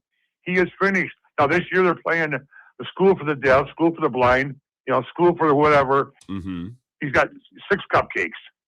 Okay. And what are you going to? And what are the people going to do when Notre Dame just trounces them? And then they're going to come home and play 2 schools that are bad. But you really think they're going to beat Notre Dame or Lambeau Field? Well, it's difficult because again, the key to this whole thing is they're recruiting the state of Wisconsin, and those guys won't be here for another year. Too late. It's too late. You can't alienate somebody for. Let me ask you a question: if you work for a boss and he treated you like crap for 4 years, you quit. Are you going to want to come back work for that same boss? No, probably not. I've never had that experience. All of my bosses are a delight. Who, evil? Oh, by the way, one last thing. I'm so glad I got to hear. Who's the chick that never shows up for work? Kate. Mm-hmm. I got to hear her, John Blackwell. I'm having fun telling everybody I can on Twitter. Anybody listens to me, I'm telling them. Yeah, Kate had a. Thank you, Dave. So that was Kate's thing to share. She did, as Evo shared the other morning, Kate shared last night, she did have an experience in her service industry job where she was not tipped on a really big bill. But it's not my story to share. We're losing sight of the ball here, folks. Okay, we have lost the plot, and I feel like no one's listening to me. They're recruiting they're recruiting in the state of Wisconsin. They're recruiting the O-line, and the OC and the O-line coach are developing O-line talent. They're going to run the ball. So clearly, this is okay. Again, how clear do I have to make myself here? For the last 3 years, Luke Fickell was trying some things. And who wouldn't show up at Wisconsin in the Big Ten and try to run the air raid? Who among us hasn't made that mistake? Let he, without sin, be the first to cast the stone. The one of you who's never thought to bring the air raid to the Big Ten West, please levy criticism, because I certainly thought for my entire lifetime it would work. I thought Phil Longo would be a home run. The spread offense at Wisconsin was a natural fit. It's hard to hold that. It's hard to hold that against Luke Fickell. He tried it. It didn't work. They tried to mesh the elite. It didn't work. But God bless him for trying. We all thought that, 30 years of success in Madison for Wisconsin football was completely and totally uncorrelated to getting to the top talent in the state of Wisconsin and keeping that connection and developing that talent. Luke Fickell clearly thought otherwise. And again, it's hard to blame him. Can't hold that against them. Let's go to, Miami-Dade and get Xavier Lucas for a year. And again, Wisconsin's never been known as an O-line factory. I mean, how many great O-linemen have played at Wisconsin and gone into the NFL? Not that many. So it's an easy mistake for Luke Fickell to make. And now 3 years in, he's corrected these mistakes. Ben on the live stream says, you're being facetious. No, you're not listening. There's no facetiousness here. They've figured it out. So they'll be on the top of the Big Ten in no time. Luke Fickell has the Rosetta Stone, folks, like Thor with all the Infinity Stones. That concludes our college football coverage tonight. Sully in Menominee says, what more do you people want? He's following the advice of highly intelligent Wisconsin football fans. Take a break. Let's talk Brewers for a couple of minutes. And remember, towards the end of the show, always exciting to connect with Zach and Ebo. I would like to give Zach a breakdown of my list of all the things they're doing. I want to talk about this with Zach, so we'll do that in a half hour of the show tonight, presented by Kai's Chevy Town. I got my car with them a little bit over 18 months ago. It's driving like a dream. And I'm keeping it properly serviced with their award-winning service department. Luckily, it's a commuter car. So I'm getting pretty good. I'm getting great gas mileage with it. Gets me to and from work, navigates the Beltline beautifully. But more importantly, when you're speaking about Kai's, the buying process, right? The day I arrived, I had looked online at their inventory and said, oh, you have a Malibu that's about the age of car I'm looking for. A couple years old. Don't need anything brand spanking new, but I want a nice upgrade.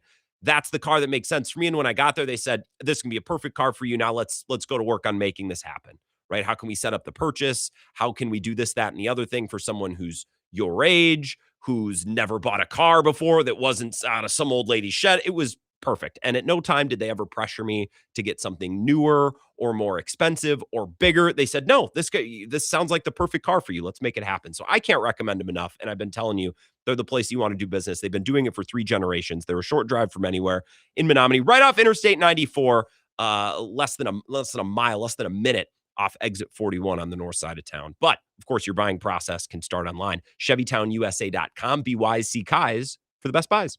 This is the Wisco Sports Show with Grant Bills on the Wisconsin Sports Zone Radio Network.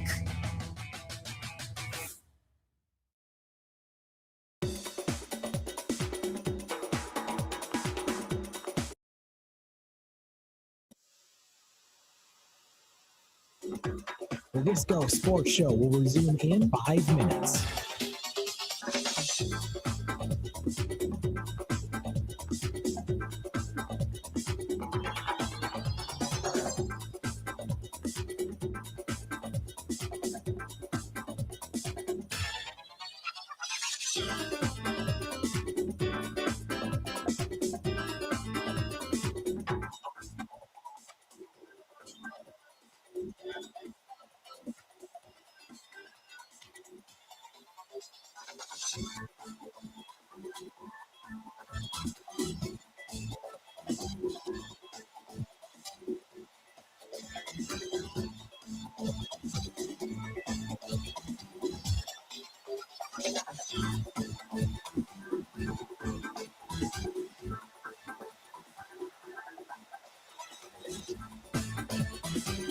The Wisco Sports Show will resume in 4 minutes.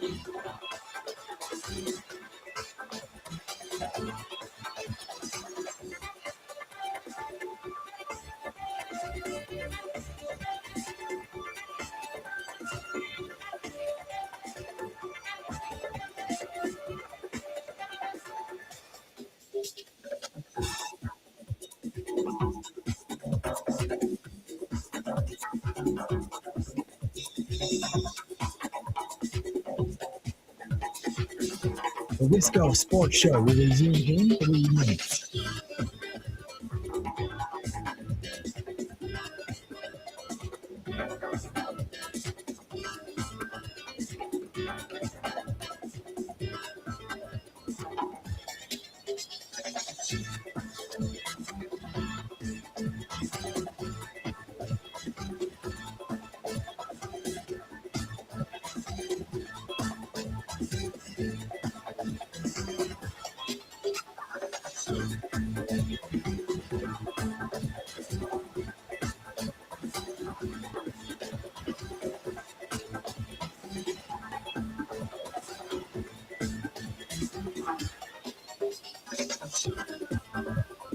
The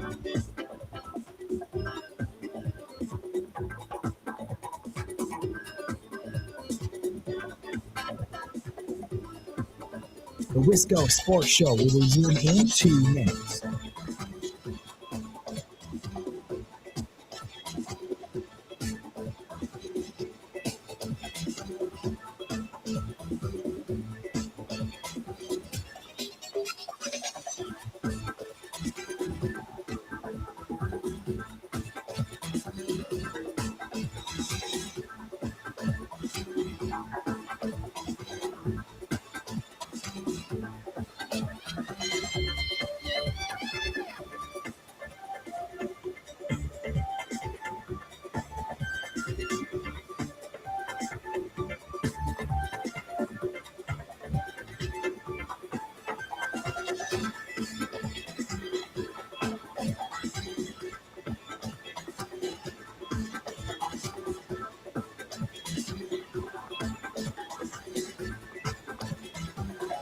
The Wisco Sports Show will resume in 1 minute.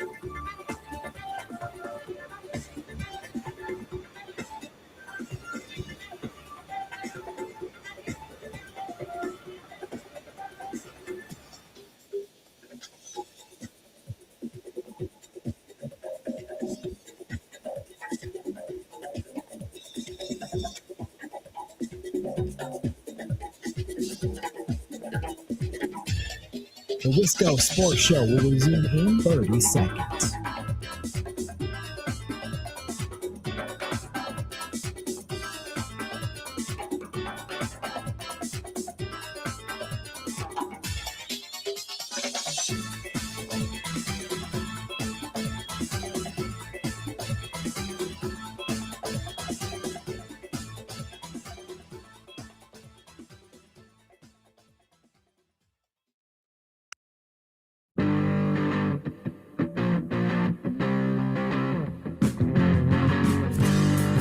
Wisco Sports Show, man, I think I normally have a pretty good feel of, I guess, what you guys want to talk about. I feel like my opinions aren't unpopular that often, but tonight, I guess you guys just aren't hearing me.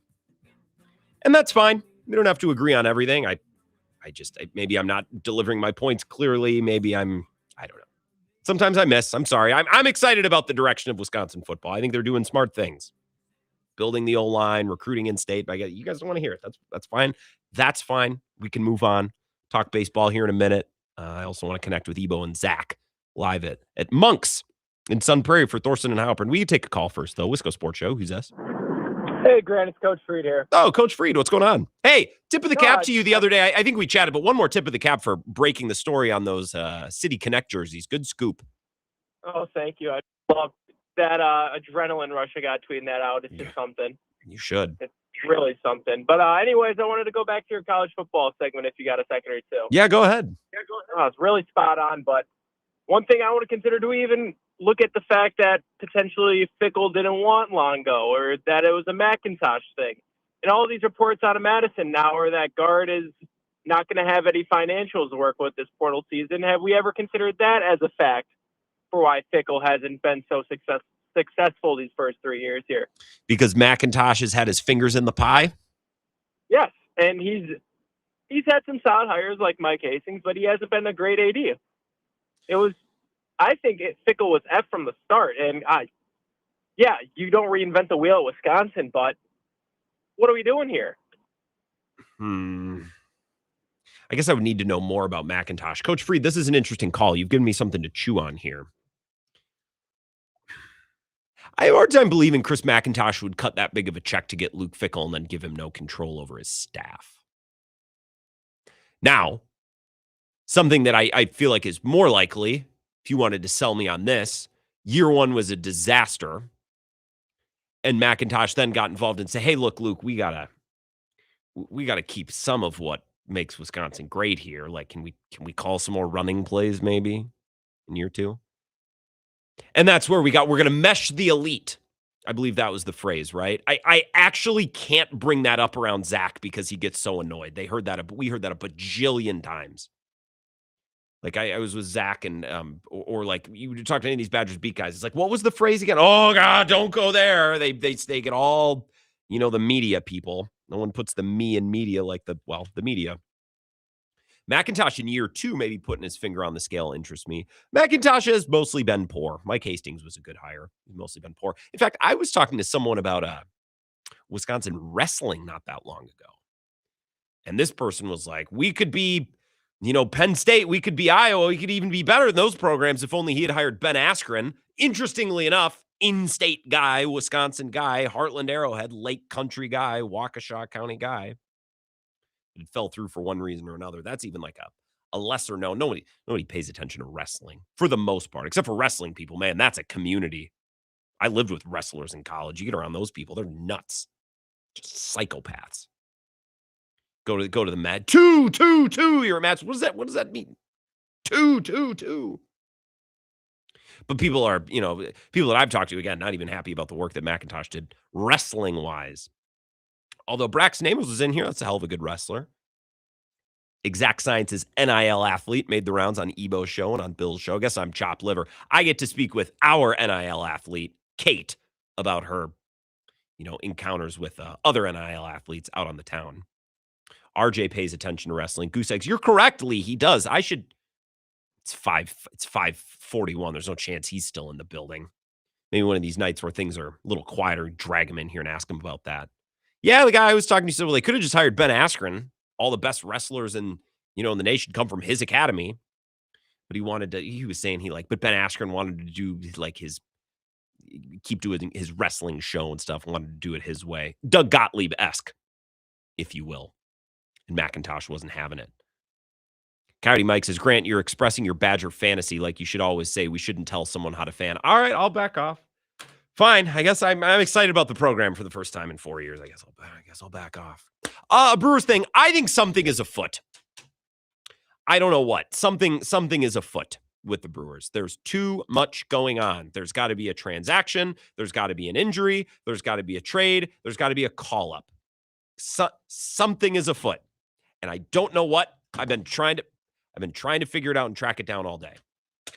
I've been trying to figure it out. Cooper Pratt hasn't played. Okay, you tell me that's because of his contract. They're finalizing his contract. Fine. All right. Robert Gasser got yanked out of the AAA lineup tonight. Okay. All right, fine. Been hearing some rumblings. There's something. Murph's on the press. Something's. We're getting an announcement tonight or tomorrow. Someone's hurt. Someone's getting traded. Someone's being brought up. Something is happening. I can't deal with Brewers off days this early in the season. You get one day without Brewers baseball, I start to lose my mind. But I'm not losing my mind. I'm not crazy. Something is going on. I also cut this piece of sound from kind of shoehorning this in. Normally I like to play audio coming back from breaks, but Mark DeRosa, who I like, again, I'll defend Mark DeRosa after the World Baseball Classic. Someone has to. I like his analysis. Here's D-Row on Bryce Terang's swing, his changed approach at the plate, and his constant progression over the last couple of years. Enjoy. Look at it. Since he's made the change with his hands, look at when he broke in 2023, 218 with 6. Then March through July of 2025, 271 with 6. And then all of a sudden, since August of 2025, 330 with 13, a slug of 595, and a weighted runs created plus of 180. So I wanted to show the side-by-side from 24. I mean, this is your typical old school, I'm going to work the ball around a lot, play D, steal a bag, get a bunt down. All of a sudden, I mean, look at the difference. How spread out he was, just fighting. Now look at him, completely athletic, into his back hip, staying behind the baseball, and creating so much whip. Split since 2024. Look at what it's done for his bat speed. He's gained 5 miles an hour in bat speed. His hard hit rate is basically doubled. Wow. Ideal attack angles, 25.9 degrees. Now it's 49.5 degrees. His swing length has gotten longer. So another MLB story today. That's Mark DeRosa. I don't have much to add. It was just more of an addition to what we talked about yesterday with Bryce Terang. We learned today that Connor Griffin, who's making his debut as a top prospect in baseball for the Pirates, got an extension today worth over $140 million over 9 years. Jackson Churrio's contract is a steal. Connor Griffin, 140 over 9. Buster Olney tweeted this today. There's an expectation among many industry sources that the aggressiveness of some teams to sign players will continue, with the anticipation that if there is a salary cap in the future, any deal signed before December 1st might have to be grandfathered into the next system. So this makes enough sense for me, but it doesn't explain the Pirate. Like, so the Pirates are scared. It's like, if we don't sign Connor Griffin now, then we're going to have to contend with the salary cap. The Pirates? Or even the Brewers. Now, maybe if there's a floor, salary floor, so this will count towards the floor, but then you could just wait. You know what I mean? There's no difference in if the entire goal is to meet the salary floor, there's no difference in signing a guy now or after the new CBA kicks in, because the money's going to count towards the floor anyways. So I don't know. Now, if the Dodgers start signing a bunch of their minor league guys to big time deals, then I guess maybe I'll pay closer attention. I don't know. It makes enough sense. But to me, that sounds more like Buster Olney, or people around baseball. That sounds, you know what it sounds like with all due? That sounds like a Dan Patrick source. It's like, I've been talking to my people around baseball, and I think these extensions have to do with teams wanting to get the money grandfathered in with the cap. And then Dan Patrick in 2020 is like, I've been talking to my college football source. I'm hearing that Camp Randall could be a field hospital. It's like, well, it's outside, buddy, and it's winter. So someone's just talking to talk because they feel important when you ask them for things. 608-321-1670, Wisco Sports Show. One more before our last break here. Wisco Sports Show. Who's this? Ridge Runner Mark, how are we doing? Good evening, Ridge Runner. I'm well. How about you? Excellent. Just driving home in the rainy, sleety, bull, you know what. You were just talking about, signing rookie prospects to long-term deals and, salary implications. If we take salary out of it, and I don't know this, would it not be they're doing it because they want controllable years and they're getting more controllable years with the extension? Probably. And affordable years? That would make more sense, that yeah. seems to make a little more sense. Yeah, I mean, do you think the nature of baseball salaries are going to change that much in the next CBA? I mean, they could, but they would have to change drastically, where it's like we're doing away with arbitration and you're 3 years to free agency, or something. Like the contract situations would have to change big time. Right. The thing I don't know is before they signed the extension, how many controllable years did they have? Cooper Pratt signed for 9 years, 10 years? Did he only have 3 or 4 before that? And they knew, hey, he's going to take off and we're never going to be able to afford him, so let's lock him up for 10 years and take our shot. That seems to make a little more sense to me, especially for, the teams that don't have Dodgers money to spend. Yeah. Because Dodgers, they're looking at their prospects going, if this guy gets really, really good, I will just give him a big bag of cash because we can. Yeah. Whereas the Pirates of the world and the Milwaukee's of the world are like, we don't have that big of a bag of cash, but let's get creative. Yeah. Let's pay them now what we can afford and what they're going to go look at and go, holy cow, that's a lot of money. Yeah, I'm in. And we have them for a dozen years or 10 years, and then let the chips fall where they may later on.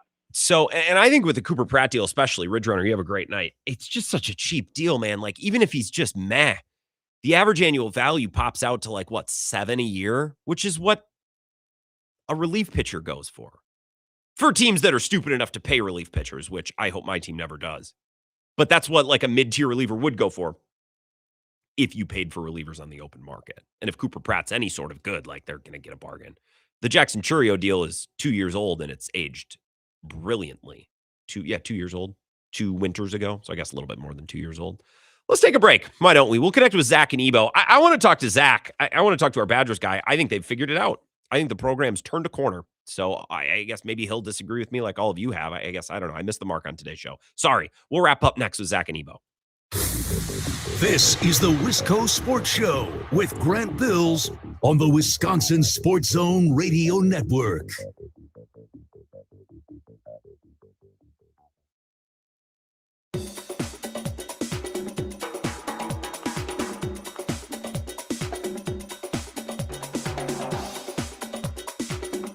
The Wisco Sports Show will resume in 3 minutes.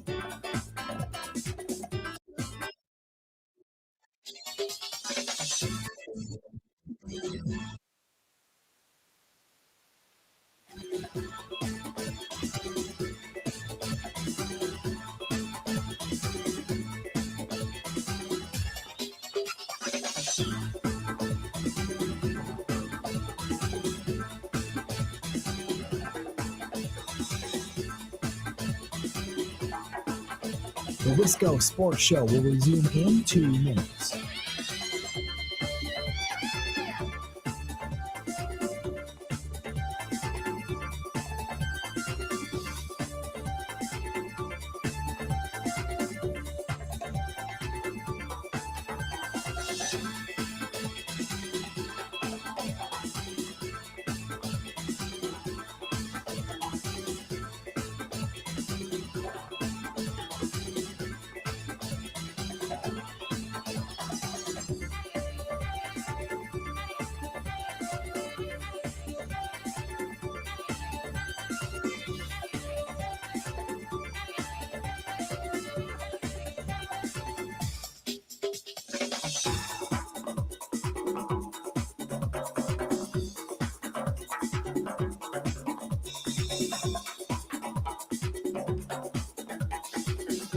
The Wisco Sports Show will resume in 1 minute.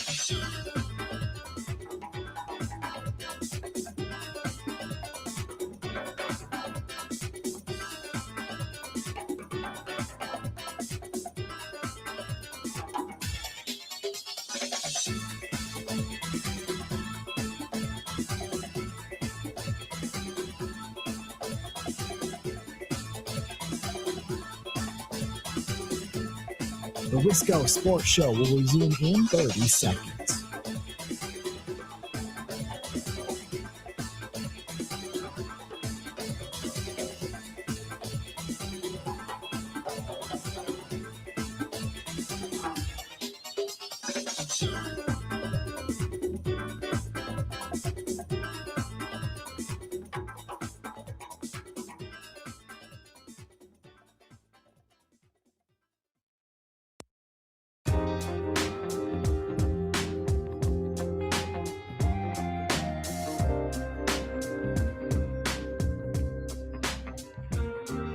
Last couple minutes here. I'm going to tear out of the studio at 6:01 because I just can't wait to get over to Sun Prairie, where Zach and Ebo are standing by from Thorson and Heilprin. I'm going to get some chicken strips tonight, boys. Are you there? You got a beer in your hand already, I hope? I have a beer on the table. Zach had his beer just set down by the wonderful Nico. Market Plunger is here. Corey and Marshall is here. Oh! We are meshing. We're meshing the elite. Yes. So, Zach, I feel We're like meshing the elite. my listeners, Zach's headphones are not on yet. Oh, Hang on a oh, second. okay. Zach's headphones are not on yet. Well, He I need his Badgers expertise tonight. Tell me when he's ready. Grant says he needs your Badgers expertise. Yeah. Well, I don't know. Put your headphones on and see. And here. Or not see, but here. Hey, Zach. All right, Zach's headphones are on. Theater of the mind, Zach. It's an audio medium. So, Zach, why are you sighing already? Good God. I asked for 5 minutes and just a little help on my. I feel like I missed the mark on my You Badgers literally just conversation. started crying. You literally just started crying. It's an audio medium, Zach. and now you want something for me, huh? No. So here's the He thing. wants you to tickle his mind. So at 5 o'clock, I did a long rant about how excited I am for the football program because I think they've figured some things out this offseason, and I made a little list of things they figured out. They're recruiting in the state. They're recruiting a line, and they're putting an emphasis on the running game, and they're going to develop O-line talent in the NFL. I was reading the UW website's breakdown of this Mateus fella. He sounds like a great coach. And I guess I'm just so excited that Luke Fickell's figured out these things this offseason, and my audience they're clearly not hearing me. And I don't understand because I feels like the program is nails and ready to go, and I don't understand it. So is it... I missed most of that. Can you repeat that? You lost him. You lost him, Grant. Your soliloquy. You lost him on the soliloquy there. I have no idea You what checked you're out talking so about. hard. Well, that's not my fault. Luke Fickell is recruiting in the state. They're recruiting the O-line, and they're going to run the What time ball. is it? This is great. This is great news. But my listeners, they're giving me the same treatment you are. Why am I not making myself clear? Is it this microphone must not be plugged in?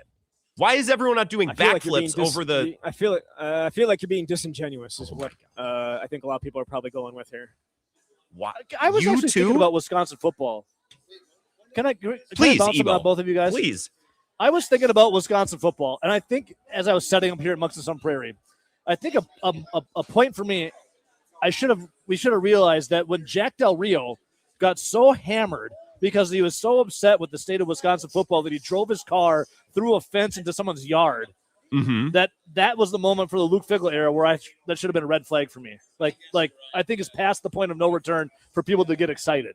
Jack Del Rio, an NFL guy, is like, hey, I'm going to get hammered, try to forget Braden Locke, to forget Wisconsin football, and then plow through someone's fence and then almost into their house in a yard. I think that I'm trying to work on a take there, Grant. I don't know.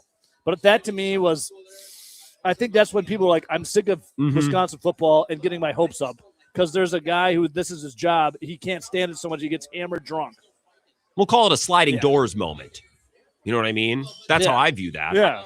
I just don't understand. I try to get excited about Wisconsin football for the first time in 3 years because I think they're doing some things right and my audience doesn't want to hear it. Clearly, Zach doesn't either. So, well, he doesn't want to be hurt. I guess I'll drop it.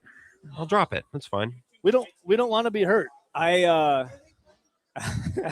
honestly don't even know what we're talking about here. I'll be honest. My mind is just somewhere else right now. I'm sorry. It's like in a completely different place. What's up, man? I'm sorry. I'm sure your take was amazing, Grant. I'm guessing there are a lot of people that were thinking you were disingenuous. I did. But it's fine. It's fine. Wisconsin wants to run the ball. It's not something they've tried to do the last 3 years, right? It's not something that's been talked about the last 3 off seasons. We want to run the ball. We want to run the ball. This is new this year. Gonna run the ball. Now who's more being this disingenuous? Year, right? I feel like they've talked about it. Maybe not. Yeah, they are. I was being disingenuous. They've talked about it a lot. Okay, we're both being disingenuous. So I've been very disingenuous. I think everybody. Yes. Excellent episode of the camp. A caller theorized that maybe some donor money came in this offseason with the condition that it must be spent on in-state recruits. Is that even possible? I think it's a fun theory that Luke Fickell's only doing this because he's been compelled to do so. You think he is only spending money because he's been compelled to do so? No, I think he's spending on money in the state on in-state recruits because this is what a caller said. Like John Menard gave him a fat check and said, you have to spend it on Wisconsin players. Why would he do that? There's some good players in Wisconsin. They just haven't recruited them very well the last few years. Maybe that's because they didn't have money. If you can look through there, you can see there's not too many players that they would actually have wanted. Like last year, maybe one guy that they didn't get that went somewhere else, maybe two. That's true. There haven't been a ton of guys. They got 8 guys that they want this year, and they're going to get all 8 of them. Are we for sure on the 8th? We're 7 in, but are we for sure on the 8th? What about an 8th? I'll buy one. Yeah, I feel confident that Kingston Allen, the running back, is going to. Yeah. All right. Well, you can record. You want to record or zip? You want to zip? Your time is appreciated, both of you. Lock in a little bit, maybe before your show starts. You guys got to go on the air. More directed at Zach. Grant, I love you more than my own life. He has risen. I'll see you both in just a couple minutes. I can't wait to get over there. Oh, you are risen to Monks and Sun Prairie. Risen indeed. Yeah. Correct. All right. I'm gonna let those guys. Is Zach okay? I mean, I get that he's, I can be that guy. I hope he's okay. I'm going to get over to Thorson and Halpern, Monks and Sun Prairie. So get over there to our Madison audience. The rest of you, I will be on the air tomorrow. I thought about skipping to go to church, but I won't. Never miss a Friday show. Talk to y'all soon. Thanks for listening.